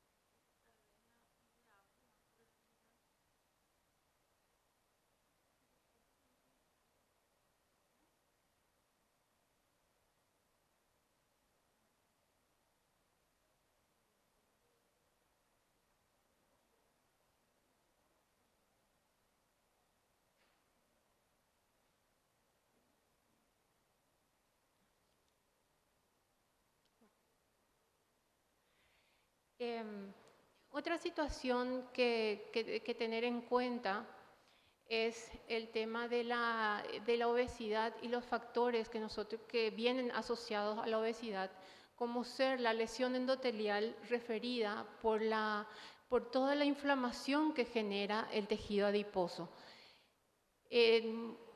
A eso iba también cuando hablaba de la paradoja de la obesidad, cuando no importa tanto el índice de masa corporal total, sino la cantidad de grasa, la adiposidad abdominal que tiene el paciente, que eso va haciendo la grasa visceral, que va creando un espacio de inflamación con un aumento de interleuquina 6, con un aumento del factor de necrosis tumoral que hace que se perpetúe la inflamación y se favorezca la lesión endotelial. Al haber un aumento de la lesión endotelial, aumenta también la adhesividad, aumenta el pasaje de los monocitos a los macrófagos, lo que hace que haya mayor fagocitosis de esas moléculas de LDL, pequeñas, densas, que ya les dije que están mucho tiempo en circulación, y también aumenta la trombosis, la probabilidad de trombosis y la activación plaquetaria. Todo eso colabora a una formación más precoz de aterosclerosis y, como les decía, no hace falta llegar a que ya existan síntomas o lesiones evidenciables para que nosotros podamos estar hablando de aterosclerosis realmente. Tener en cuenta también la presencia de triglicéridos elevados, un coeficiente de triglicéridos elevados sobre HDL que dé una relación positiva, tiene mucha relación con el aumento de la proteinuria. Los oftalmólogos tienen bien también establecido que a medida que aumentan los triglicéridos, aumenta la posibilidad de retinopatía diabética. Por ende, todo el espectro de situación que nosotros podemos tener, tanto en macrovascular como en microvascular, como están muy relacionados con la calidad de vida y las lesiones que posteriormente vamos a estar observando. Tenía algunas imágenes o gráficos que quería compartir con ustedes, pero voy a dejar después a la organización para que si alguien está interesado pueda estirarlos, y creo que me quedo después por si tienen más preguntas, porque de verdad tengo un montón de cosas en la cabeza con respecto a esto. Gracias.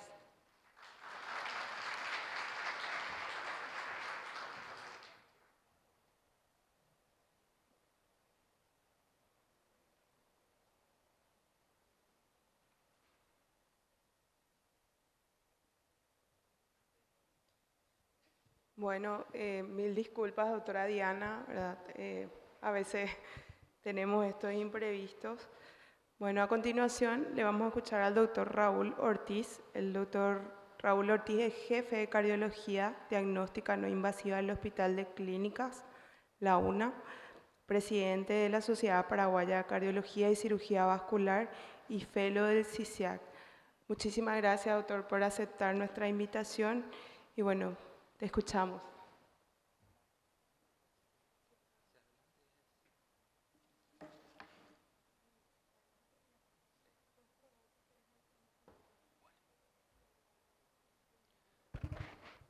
Muchas gracias por la invitación al Comité Científico del Congreso. Halagado de estar con ustedes, muy contento. El tema de mi charla es la utilización racional de las imágenes multimodales en la afectación cardíaca en los pacientes con diabetes. No tengo conflicto de intereses. No importa repetir un poco más. Los pacientes con diabetes tienen 2 a 3 veces más probabilidad de sufrir enfermedades cardíacas y fíjense, 84% de las personas mayores de 65 años con esta enfermedad mueren a causa de afectaciones cardíacas o accidentes cerebrovasculares. La diabetes se asocia a un acortamiento significativo de la vida, como habían dicho anteriormente. En promedio, una persona de 50 años con esta enfermedad, pero sin antecedentes de enfermedad cardiovascular, muere aproximadamente 6 años antes que una persona sin diabetes. La afectación cardíaca de la diabetes puede ser de 3 maneras. La afectación coronaria, la afectación como una miocardiopatía diabética que nos lleva a una insuficiencia cardíaca y como una neuropatía diabética. Y esto es muy importante. Las imágenes multimodales son útiles para monitorear la progresión de la enfermedad y evaluar la efectividad de las intervenciones médicas, pero sobre todo para la detección precoz de los efectos de la diabetes a nivel cardiovascular. Y esta es la clave, detección precoz. Vamos a ver por qué. Pues esto podría mejorar las medidas preventivas y el inicio temprano del tratamiento cardiológico con un evidente beneficio para el paciente. Comenzamos con una de las afectaciones que ya estuvimos hablando, que es la más frecuente, la miocardiopatía diabética, que nos lleva a la insuficiencia cardíaca. Y esa es la definición, es una enfermedad que abarca el espectro de anomalías miocárdicas relacionadas con los trastornos metabólicos subyacentes que ocurren en diabéticos, pero no debe estar asociada a otras comorbilidades como la hipertensión y las coronariopatías. Y esto ya lo estuvimos diciendo, esta es la afectación en un corazón sano, en un paciente diabético, cómo afecta la hiperglicemia, la hiperinsulinemia. Por sí mismo ya produce una hipertrofia la hiperinsulinemia, como todos saben, y la hiperglicemia en el tiempo lleva a varias alteraciones que síntesis llevan a una inflamación a nivel del miocardio. Esta inflamación aumentada lleva a una necrosis de las células miocárdicas y reemplaza por tejido fibroso, que esto es lo que se ve generalmente en el tejido intersticial del miocardio. Tenemos, como estuvieron hablando, hallazgos ecocardiograma, porque el ecocardiograma es la herramienta principal para hacer el diagnóstico de esta patología de la miocardiopatía diabética. Y tenemos dos fenotipos. Hasta antes del 2015 todo el mundo sabía que la afectación era, un paciente que tenía afectación cardíaca era aquel que tenía una fracción de eyección menor a 50%, que tenía cavidades dilatadas, hipertrofia excéntrica, aurículas, ventrículos dilatados. Este era el clásico paciente con una miocardiopatía dilatada, o sea, afectación dilatada del corazón en estos pacientes. Pero a partir del 2015, ya en un update del European Heart Journal, el doctor Severaki ya nos mostraba que esta no es la única afectación, incluso no es la más frecuente. Lo que estuvieron diciendo aquí los doctores, la afectación restrictiva del miocardio es lo más frecuente.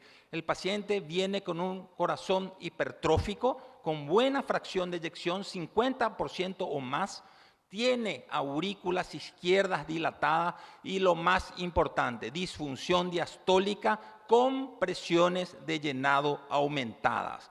Esto lleva a un aumento de la capilar pulmonar que le lleva al paciente a una insuficiencia cardíaca. 70%, como estuvieron diciendo, es el primer fenotipo restrictivo. 30% apenas es el fenotipo dilatado. O sea que no esperemos a que dilate el corazón el paciente diabético, tenemos que ser más precoz, pero debemos ser más precoz aún. En la miocardiopatía diabética, como dijimos, produce insuficiencia cardíaca, eso sin duda. La falla cardíaca es una de las principales causas de morbimortalidad en los diabéticos. Por cada incremento de 1% de la hemoglobina glicosilada, hay un incremento del 8% de desarrollar insuficiencia cardíaca. El compromiso de la fracción de eyección del ventrículo izquierdo, que se ha considerado siempre como el marcador de daño miocárdico, aparece en realidad, como dijimos, en forma tardía.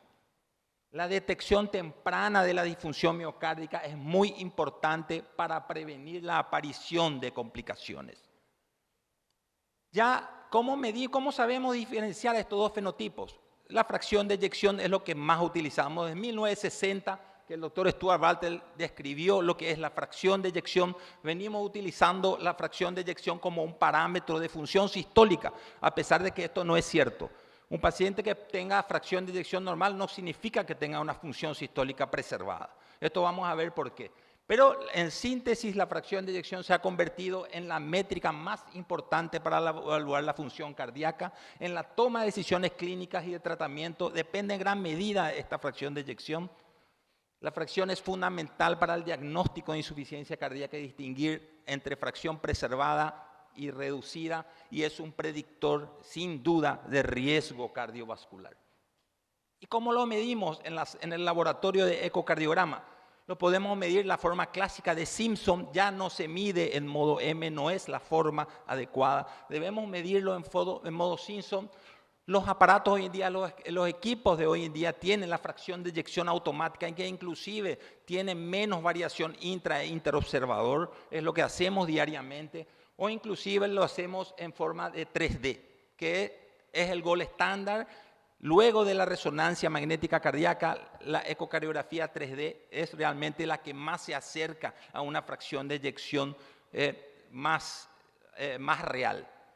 Y aquí tenemos un paciente clásico que vemos en consultorio. Vemos pacientes diabéticos que tienen hipertrofia y le preguntamos, ¿tiene hipertensión? No, no tengo. Qué raro, pues yo veo hipertrofia.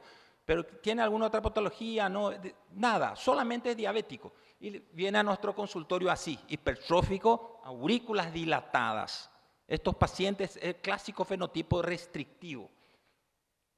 Entonces, estudios de imágenes han demostrado el desarrollo de remodelado concéntrico del ventrículo como una característica primordial del corazón diabético. La prevalencia de hipertrofia en pacientes diabéticos puede llegar incluso al 63%, nada despreciable. Factores asociados a la hipertrofia como hiperinsulinemia y la adiposidad visceral son las principales causantes, lo que habíamos visto en el gráfico. Pero generalmente estos pacientes están asociados, por eso hay una duda si existe realmente la miocardiopatía diabética, porque generalmente van asociados a hipertensión y enfermedades coronarias. Pero hay varios estudios que están demostrando que realmente existe esta miocardiopatía diabética. Vamos a discutirlo después si quieren. La masa ventricular es importante medirla, ahí sí la medimos en modo M, lo podemos medir en el bidimensional o lo podemos medir con resonancia magnética, que es la forma más adecuada para hacer el diagnóstico de hipertrofia, por supuesto. La disfunción diastólica está presente en todos estos pacientes con fenotipo 1. Presiones de llenado, y eso es importante, siempre deben estar aumentadas. Es importante exigirle al ecocardiografista que nos diga cómo están las presiones de llenado. No solo pedirle que nos diga si hay o no disfunción, porque hay pacientes con disfunción diastólica que tienen sus presiones de llenado normales. Pacientes mayores de 50 años, la mayoría tenemos disfunción diastólica tipo 1 con presiones de llenado normales. Por eso es importante de que te describa si tiene o no las presiones de llenado aumentadas. Hay una alta incidencia de disfunción diastólica, es lo que habíamos dicho. El grado de disfunción diastólica se asocia al tiempo de evolución. Cuanto más tiempo de hiperglucemia, mayor es el grado de disfunción diastólica. Y el deterioro de la función diastólica en diabéticos se asocia a un incremento de la mortalidad de los eventos cardiovasculares. La disfunción diastólica está asociada generalmente a aurícula izquierda dilatada. Las presiones de llenado aumentadas van con una aurícula dilatada porque las presiones, la aurícula no puede contraerse, se dilata la aurícula y esto lleva a una mayor cantidad de eventos cardiovasculares, fibrilación auricular, accidentes cerebrovasculares. Y la valoración de la función diastólica en diabéticos permite estratificar el riesgo, incluso en el estado preclínico. El paciente puede no tener hipertrofia aún. Recién está comenzando sus lesiones y el paciente ya comienza antes de la hipertrofia con su disfunción diastólica. Por eso es importante no esperar incluso a que tenga hipertrofia al paciente. Medir la disfunción diastólica del paciente es muy importante para llegar antes, inclusive a ese fenotipo 1. ¿Cómo sabemos que la presión está aumentada a nivel del ventrículo izquierdo? Es sencillo. En el laboratorio, si tiene un patrón pseudo normal, si tiene un patrón restrictivo, sin duda tiene unas presiones de llenado aumentadas. El problema está cuando tiene un patrón grado 1. Ahí utilizamos el Doppler tisular y hacemos una simple medida con el que llamamos E' tisular, con el Doppler tisular. Y si es mayor a 14, las presiones de llenado están generalmente aumentadas. El problema es cuando tenemos una zona gris que está entre 8 y 14, ahí tenemos que ver dos cosas. Aurícula está dilatada, quiere decir que este paciente tiene presiones de llenado aumentada. O sus presiones sistólica pulmonar está aumentada, este paciente tiene presiones de llenado aumentadas. Es sencillo, por eso el ecocardiografista debe poner en su informe cómo están las presiones de llenado. Pero antes inclusive de esto, hay pacientes que no tienen que tienen una disfunción diastólica grado 1 y las presiones de llenado son normales. Pero el paciente se cansa, diabético, dice que apenas camina y se cansa, como si tu eco vino normal. Pero no se queden ahí, busquen, hay que buscar con el ecoestrés diastólico. El ecoestrés no sirve solo para buscar coronariopatía, sirve para evaluar las presiones de llenado. Fíjense, se realiza, esto lo realizamos todos los días. Esta es la manera, con el Doppler tisular, y lo hacemos aparte de la motilidad, medimos la onda E', cómo está, y la onda E mitral, esa relación en reposo y esa relación al máximo esfuerzo. Medimos cómo está la presión sistólica pulmonar y de ahí podemos saber si el paciente, con una simple ecuación de relaciones, saber si tiene el paciente presiones de llenado aumentadas con el esfuerzo. En reposo no tiene, pero sí tiene con el esfuerzo. Esos son los pacientes que se cansan y su eco es normal. Entonces, con el ecoestrés podemos inclusive llegar antes del fenotipo, inclusive antes de una disfunción diastólica en reposo. Y esto lleva a un peor pronóstico. Sin duda, el ecoestrés diastólico positivo, el pronóstico es mucho peor que aquel que no la tiene. Entonces, estamos llegando tarde y al esperar solamente buscar los fenotipos, yo creo que estamos llegando tarde. Lo que ya dijimos, disfunción diastólica, buscar patrón en reposo, buscar con el ecoestrés diastólico, Pero sobre todo la fracción de eyección te mide volumen, te mide cámara, no te mide las fibras, cómo están funcionando las fibras del miocardio. Esto Torres Guay ya lo hizo miles de disecciones y vio que el corazón es una banda única, una simple banda única que se deshace. ¿Y eso por qué es importante? Porque tiene, perdón, retrocedo un poquitito. Ahí parece que estoy adelantando, ¿verdad? Bueno, ¿por qué es importante? Porque quisiera retroceder para mostrarles, pero...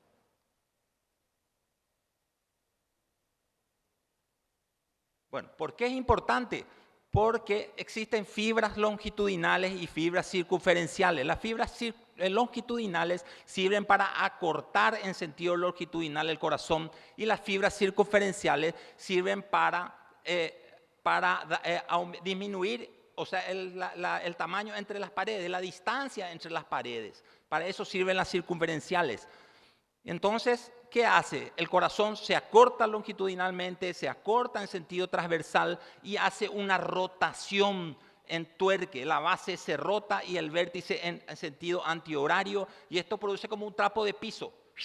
Sale y la sangre no sale como pensamos en forma directa, sale en remolino. El remolino como la bala cuando se tira con un fusil y con estrías va mucho más rápido, mucho más lejos, sin distancia.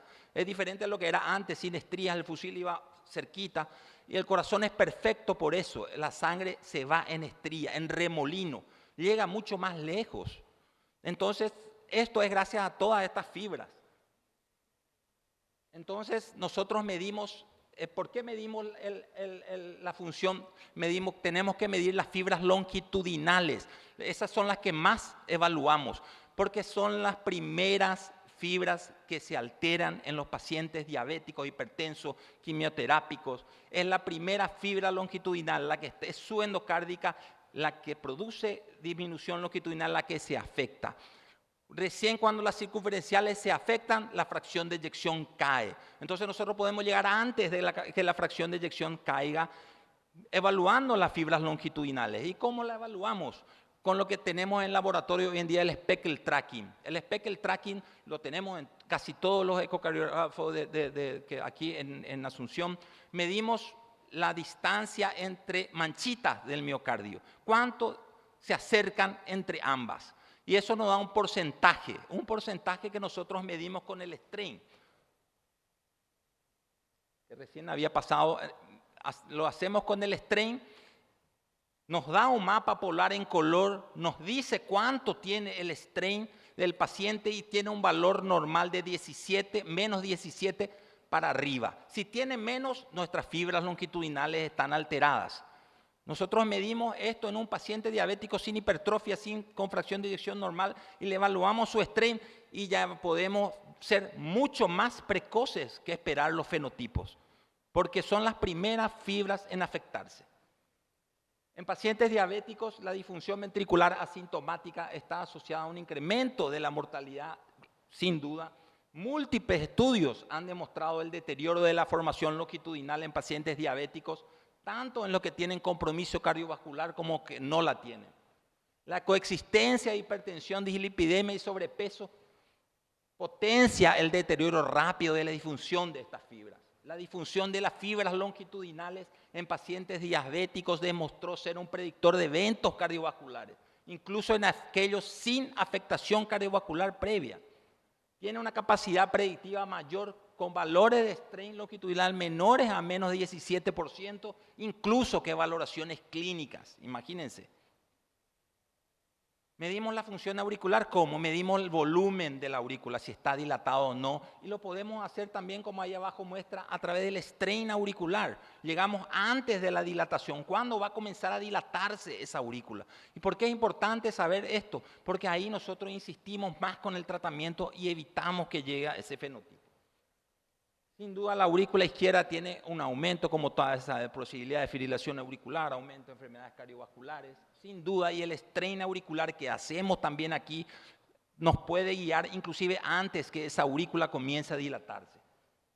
El ventrículo derecho también podemos evaluar la función sistólica por miles de métodos, por método de strain también lo hacemos.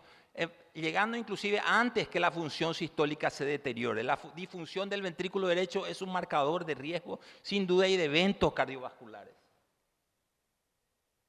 Hay otros datos a tener en cuenta, la medición de la grasa epicárdica, cosas que ya sabemos, presencia de insuficiencia mitral. Esto sin duda son cosas de menor importancia, pero que tienen también varios estudios que demuestran un aumento de la mortalidad. Sí, y esto es importante, los pacientes que presentan mejor control glucémico y lipídico tuvieron una mejoría estadísticamente significativa de los parámetros ecocardiográficos con función sistólica, diastólica, relación prima en un seguimiento. Eso demuestra este estudio que regreden. Si llegamos antes y comenzamos a tratarlo en forma intensiva, o si inclusive está en su fenotipo 1 restrictivo, esto puede regresar con un tratamiento adecuado. La enfermedad coronaria, esto también es súper importante, sin duda es lo que ya estuvimos hablando, la probabilidad de enfermedad coronaria en un diabético es mucha mayor, pero la importancia de realizar estudios de diagnóstico precoz. Pero ¿en quiénes debemos realizar un estudio diagnóstico más exhaustivo? No en todos los diabéticos, ¿en quiénes? Pero antes tenemos que, por supuesto, evaluar cómo está nuestro paciente, su comorbilidad, su salud general, calidad de vida del paciente, antes de comenzar un exhaustivo examen diagnóstico a este paciente. Comenzamos siempre con una radiografía, vemos ya si tiene o no cardiomegalia, un electrocardiograma, evaluamos si ya tiene onda Q. Acuérdense que los diabéticos tienen, la probabilidad de los diabéticos de tener isquemia silente es altísima, 4% de los pacientes que tienen asintomáticos tienen ya onda Q en su electrocardiograma. El intervalo QT también los medimos, todo eso produce un aumento de la mortalidad. La baja variabilidad de la frecuencia cardíaca es otro de los parámetros que evaluamos en el electrocardiograma. Pero ¿en quiénes realizamos estudios exhaustivos? ¿En quién tenemos que ir más adelante que un electro y una radiografía? Paciente diabético que se queja de dolor típico, dolor atípico, disnea, se cansa. Aquí hay una escala del PROMISE, un estudio que nos demostró muy bien por escalas en quienes pacientes de moderado y alto riesgo debemos insistir con los estudios diagnósticos y en quienes no. Los de bajo riesgo, por supuesto, no. Pero es una escala muy interesante que tienen que evaluar, que les va a decir a quiénes continuamos, aquellos que vienen con dolor de pecho o disnea. Paciente con un electro anormal, ya viene con onda Q, alteraciones isquémicas, por supuesto que vamos a seguir buscando. Paciente que ya tiene lesiones, lesiones vasculares, de ateromatosis vascular, vamos a continuar, por supuesto. Sedentario, 35, más que se planifica un programa de ejercicios vigorosos. A esos pacientes también debemos indicarles estudios, ser más exhaustivos con estos estudios. Y que tengan diabético asintomático con 2 o más factores de riesgo. A estos pacientes también debemos continuar con estudios más importantes. ¿Y cómo lo hacemos? Esto lo hacemos en el laboratorio de ecocardiografía. La ecocardiografía, como por supuesto, es lo principal, lo primordial, es lo primero que debemos hacer. El paciente, a veces encontramos ya la función disminuida a través de la medición de la fracción de eyección o encontramos alteraciones de la motilidad, como vemos aquí en este eco tridimensional donde la punta ya está parada. Y siempre tenemos que buscar las alteraciones de la motilidad que sigan el rastro de lo que son la circulación de las coronarias. Fíjense, acá a la izquierda está la circulación. Si tenemos alteración de la motilidad que vaya con la circulación coronaria, ese paciente probablemente es un isquémico. La disfunción diastólica del ventrículo que habíamos hablado en un corazón aparentemente normal es también un signo precoz. Disfunción diastólica o compresiones de llenado aumentada, estoy hablando. Es un signo precoz de isquemia, ya sea macro o microvascular. Y nos sirve también para excluir causas alternativas de dolor torácico o patologías cardíacas recurrentes. Y esto lo podemos hacer con el ecocardiograma bidimensional, como vemos ahí con el tridimensional, con el strain que también nos mide la deformación de las fibras longitudinales, que son las primeras también en alterarse. La diabetes, la isquemia, la diabetes, la hipertensión y muchas otras patologías. Y nos da un mapa polar característico donde nos muestra la isquemia apical de este paciente. Le hacemos un pedido de ECOS 3. Fíjense, lo primero es la cascada la cascada isquémica. Lo primero en alterarse es la función diastólica, seguido de la alteración de la contractibilidad. Posteriormente recién aparecen las alteraciones del electro y último aparecen las alteraciones de dolor precordial. Por eso no esperar que en un ecoestrés que te diga positivo, esperar a que sea con dolor, porque a lo mejor el ecocardiografista ya paró antes, cuando comenzó a tener alteraciones de la motilidad y detuvo el estudio. Lo hacemos, el primer estudio de estrés es la ergometría, sin duda, ¿eh? ¿En quiénes utilizamos? En aquellos pacientes que ya tienen, aquellos pacientes en los que dudamos, por supuesto, lo que dijimos, que todo lo que habíamos dicho, en aquellos que vamos a ser un poco más exhaustivos, buscando coronariopatía. ¿Cuál es el factor de riesgo en estos pacientes con ergometría? Aquellos que tienen menos de 5 METs, angina, presión arterial sistólica que cae, todo eso son signos de mal pronóstico. Estos pacientes tienen que ir a cateterismo sin duda. Y el ecocardiograma de estrés aumenta mucho más el valor diagnóstico y pronóstico de los pacientes con diabetes. Le hacemos un eco basal, le hacemos caminar en la cinta, le medimos su presión, electro y volvemos a verle su eco en el máximo esfuerzo. Y evaluamos todas las características, no solamente el dolor y el electro. Como les dije, la función diastólica y evaluamos la motilidad. La tomografía también tiene su rol, por supuesto. El score de calcio en las coronarias. Los pacientes con diabetes tienen mayor carga de enfermedad de placa y su extensión es comparable a pacientes sin diabetes con infarto agudo de miocardio previo. La puntuación alta de calcio en las arterias coronarias se correlaciona con mayor mortalidad e incluso es un mejor predictor de riesgo que los criterios clínicos. Es un buen biomarcador de progresión de enfermedad arterial coronaria en personas con diabetes, por lo tanto podría ser un buen método de seguimiento de la evolución de esta enfermedad en pacientes asintomáticos. Y lo medimos con el score de Agastrom, de acuerdo a menos de 100, más de 300, de acuerdo a eso ponemos el riesgo del paciente. La tomografía la angiotomografía es otro de los métodos que podemos utilizar, que tenemos en nuestro país y lo están haciendo muy bien. En pacientes diabéticos asintomáticos, aproximadamente el 17% tenía enfermedad multivaso o lesiones significativas del tronco y región proximal de la DA, altísimo porcentaje. Pero eso nos tienta a realizarle angiotomografía a todos los asintomáticos diabéticos. No, el estudio Factor 62 Clinical Trial nos demostró que no. Los pacientes, ¿por qué? Porque en los pacientes asintomáticos con diabetes tipo 1, tipo 2, con alto riesgo cardiovascular, el uso de la tomografía no redujo la tasa compuesta de mortalidad por todas las causas, infarto, angina estable que requiera internación. Entonces, no se recomienda una angiotomografía en todos los pacientes asintomáticos en forma rutinaria. Su indicación principal es el dolor torácico agudo en pacientes de moderado riesgo. Súper. Entonces, en la medicina nuclear, la resonancia magnética, en la medicina nuclear nos habla, por ejemplo, de la gamografía de perfusión, que también lo realizamos en el país, nos puede medir también las zonas de isquemia de este paciente, sin duda. Se ha detectado que el SPECT de estrés, que también se realiza la gamografía con estrés, aproximadamente 20 a 25% de los pacientes diabéticos asintomáticos presentan isquemia y estos tienen un peor pronóstico. Y también podemos utilizar el PET. El PET podemos utilizar, pero para ver principalmente detectar disfunción microvascular muy frecuente en los pacientes diabéticos. Aquí vemos la resonancia magnética cardíaca, vemos allá arriba un paciente, comparando un paciente diabético ya con el fenotipo 1 con un paciente sano. Entonces aquí nos puede medir por la secuencia de cine cómo está la fracción de eyección, cómo está la motilidad segmentaria, nos puede dar muchos datos en esa secuencia de cine y es el gol estándar para medir la fracción de eyección, sin duda. El realce tardío de gadolinio nos mide la fibrosis que hay, la cantidad de fibrosis que hay en el miocardio.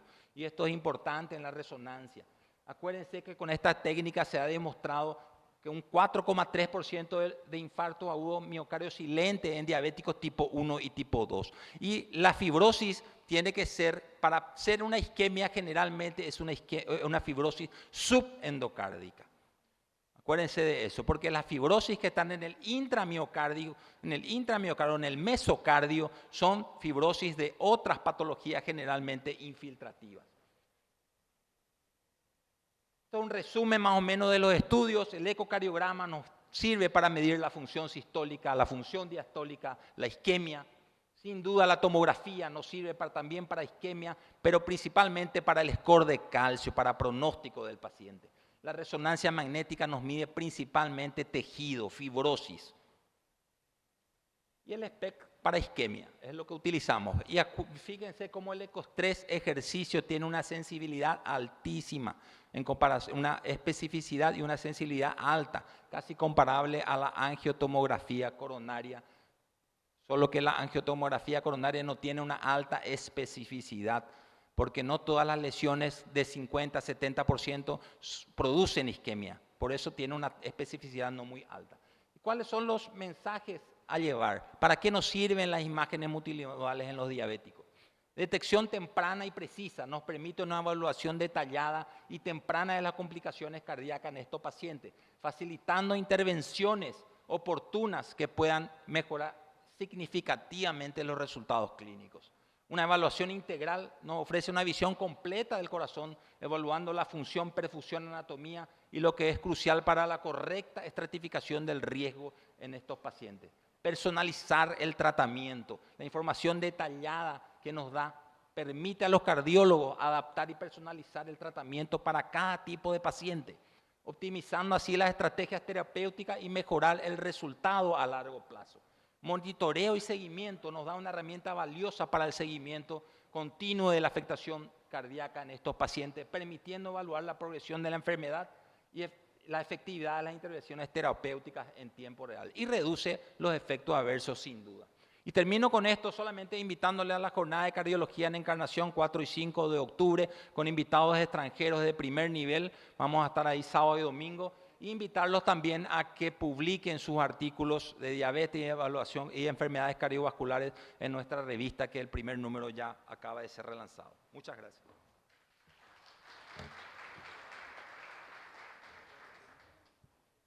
Muchas gracias, doctor Ortiz Guerrero.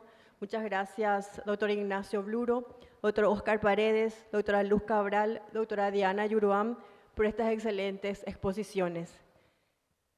Nuestros disertantes hoy nos dieron una actualización práctica de temas que son bastante cotidianos en nuestro quehacer diario. Quiero resaltar simplemente el énfasis que dieron en la intervención temprana y en el abordaje integral. Muchas veces puede que esos informes ecocardiográficos nos parezcan que están en francés, o esas imágenes más que francés parecen chino, pero hoy nos dieron ese pantallazo de qué es lo importante que tengamos en cuenta como médicos diabetólogos o médicos generales. Muchísimas gracias, estimados colegas, excelentes sus presentaciones. Si alguno de ustedes quisiera agregar algo o si quisiera resaltar algo para que quede para el auditorio, el micrófono está abierto para ustedes.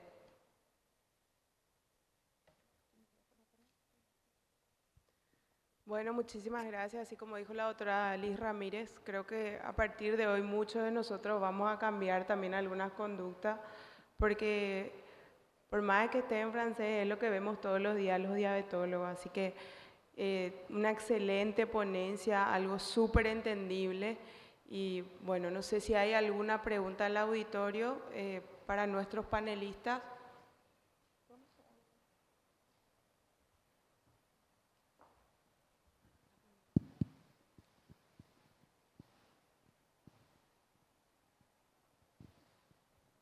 Sí, buenas tardes. Me gustaría preguntarle al doctor Ortiz, si tenemos un paciente diabético que tiene antecedentes de dolor retroesternal y quiere optimizar y racionalizar el uso de las imágenes para descartar una cardiopatía isquémica, ¿en qué orden va a ser sus pedidos? Porque vemos frecuentemente que vemos esos pacientes y los cardiólogos le piden la TAC para ver su score de calcio y nosotros entonces nosotros somos clínicos, nos preguntamos cuál sería la racionalización, cómo usted indica las imágenes en ese paciente.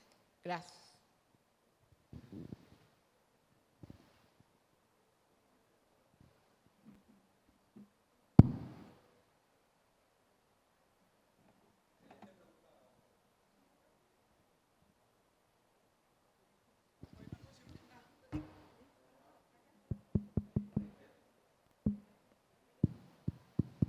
Hola. Sí. Excelente, doctora. Por supuesto, aparte del electro, que es lo básico, como lo que vimos ahí, un paciente con dolor diabético, dolor torácico, lo primero que le vamos a pedir si el paciente está en capacidad de caminar es una ergometría. Siempre y cuando no tenga alteraciones en su electrocardiograma que le impida al cardiólogo interpretar esas imágenes de electrocardiograma al esfuerzo. Por ejemplo, paciente con bloqueo de rama izquierda, paciente con alteraciones ya del segmento ST onda T, Wall Parkinson White, esas son enfermedades, electrocardiogramas que uno realmente lo envía de balde a un estudio de ergometría porque no te sirve, te sale no conclusivo y el paciente debe ir a otro estudio. Generalmente comenzamos con la ergometría, el paciente que puede caminar, si tiene alguna alteración de esto en el electro, vamos a un ecocardiograma de estrés con ejercicio. Y si no puede caminar el paciente, como es mucho los diabéticos, le hacemos una prueba farmacológica, ya sea con dobutamina, que es lo que más utilizamos, o utilizamos dipiridamol. Eso es lo que hacemos normalmente en los pacientes con dolor y diabéticos. Por supuesto, respetando siempre el cuadro que había mostrado ahí, ¿verdad? Si tiene 19 años, es diabético, por supuesto, tiene un bajísimo riesgo. Y no olvidarse la disnea. La disnea, no solamente el dolor, paciente que se queja de disnea y su eco es normal en reposo, búsquenle al paciente alguna alteración al esfuerzo. Yo le agregaría un dato que no tiene que ver con las imágenes, tiene que ver con la clínica. En un paciente que tiene dolor de pecho, lo primero que le tenemos que preguntar es desde hace cuánto tiene dolor de pecho. O sea, porque un escenario es la cardiopatía isquémica crónica y el paciente le dice, no, yo tengo esto hace 6 meses o 3 meses o más. Y otro escenario es que el paciente le diga, no, yo empecé hace 2 días con esto, porque esto es un cuadro que es agudo. Entonces, si el paciente es un paciente diabético y que empieza con un dolor de reciente comienzo o que progresa recientemente, ahí lo que estamos es ante un evento de un síndrome coronario agudo, no crónico. Entonces, lo que entraría en ese paciente es, tiene un pretest alto y tiene un dolor muy típico, yo le hago un cateterismo de una, no lo someto a un estrés. Tiene un dolor, un pretest alto y tiene un dolor que me deja dudas, le hago una UDT y entraría una estrategia de evaluación de dolor torácico a través de electrocardiograma y biomarcadores. Una troponina me da elevada, esa troponina me da elevada, ese paciente ya tiene un síndrome coronario agudo, tiene daño miocárdico y voy directamente con una troponina. Tengo muchas dudas, la troponina me dio negativa, tengo muchas dudas, puedo entrar por una angiotomografía, pero siempre tener en cuenta que el valor predictivo, el valor clínico de la angiotomografía es el valor predictivo negativo. Entonces, si yo tengo un paciente de 70 años, diabético, mal controlado, con hipertensión y dislipemia, no tiene sentido que le pida una angiotomografía, porque me va a dar una cantidad de calcio muy grande que no me va a permitir ver realmente qué es lo que tiene debajo. Entonces, creo que lo más importante como clínicos es que determinemos cuál es la temporalidad y la evolución de ese dolor y discriminar si es un síndrome coronario agudo o si es un síndrome coronario crónico. Y a partir de ahí, avanzar con las imágenes. Pero el razonamiento clínico es lo primero.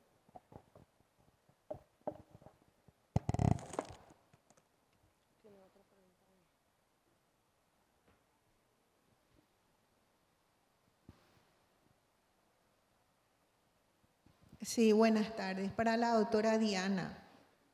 ¿Cuál es el perfil del paciente?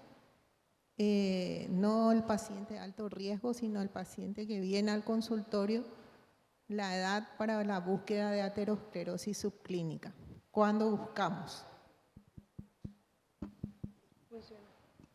Las guías hablan de cuidado, o sea, de la evaluación en la primera consulta que tienen, si puede ser a los 17 años, que corresponde con muchas veces ya con el pediatra, o si no en la primera consulta que tiene con el sistema de salud en general, y considerar también los antecedentes familiares de dislipemia para descartar la heredofamiliar, que cada vez estamos viendo más patrones, incluso acantosis en chicos muy jóvenes, en quienes incluso aparentemente practican deportes o tienen una vida activa, pero ya vemos acantosis y haciendo el interrogatorio familiar vemos que tienen una mochila ya cargada.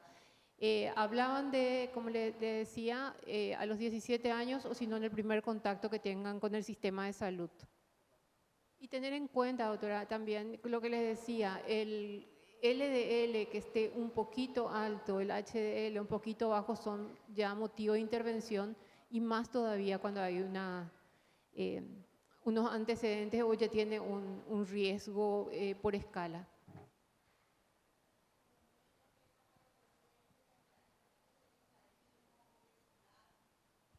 ¿Qué dicen las guías con respecto a eso en edades antes de los 17, 18 años, niños obesos? Como te decía también, los artículos que están publicados son sobre todo de preaterosclerosis o aterosclerosis subclínica es en niños y adolescentes. El tema es siempre el examen físico y ver los antecedentes familiares para poder ver. Y el control del peso, que ya no se hace por índice de masa corporal en los chicos, sino por percentilos. Y hacer eso en forma estricta en cada consulta. Y de acuerdo a los antecedentes, ir a un screening del laboratorio. No hay información acerca del uso, por ejemplo, de PCSK9 o incluso estatinas en niños y adolescentes, pero nos habían estado mencionando que sí estaban viendo el uso de PCSK9 en pacientes de alto riesgo, aún en embarazadas, por lo que creen que podrían extrapolarse a los niños. Bueno, en honor al tiempo del siguiente simposio, damos por terminado una vez más. Muchísimas gracias por aceptar esta invitación y excelente ponencia a cada uno.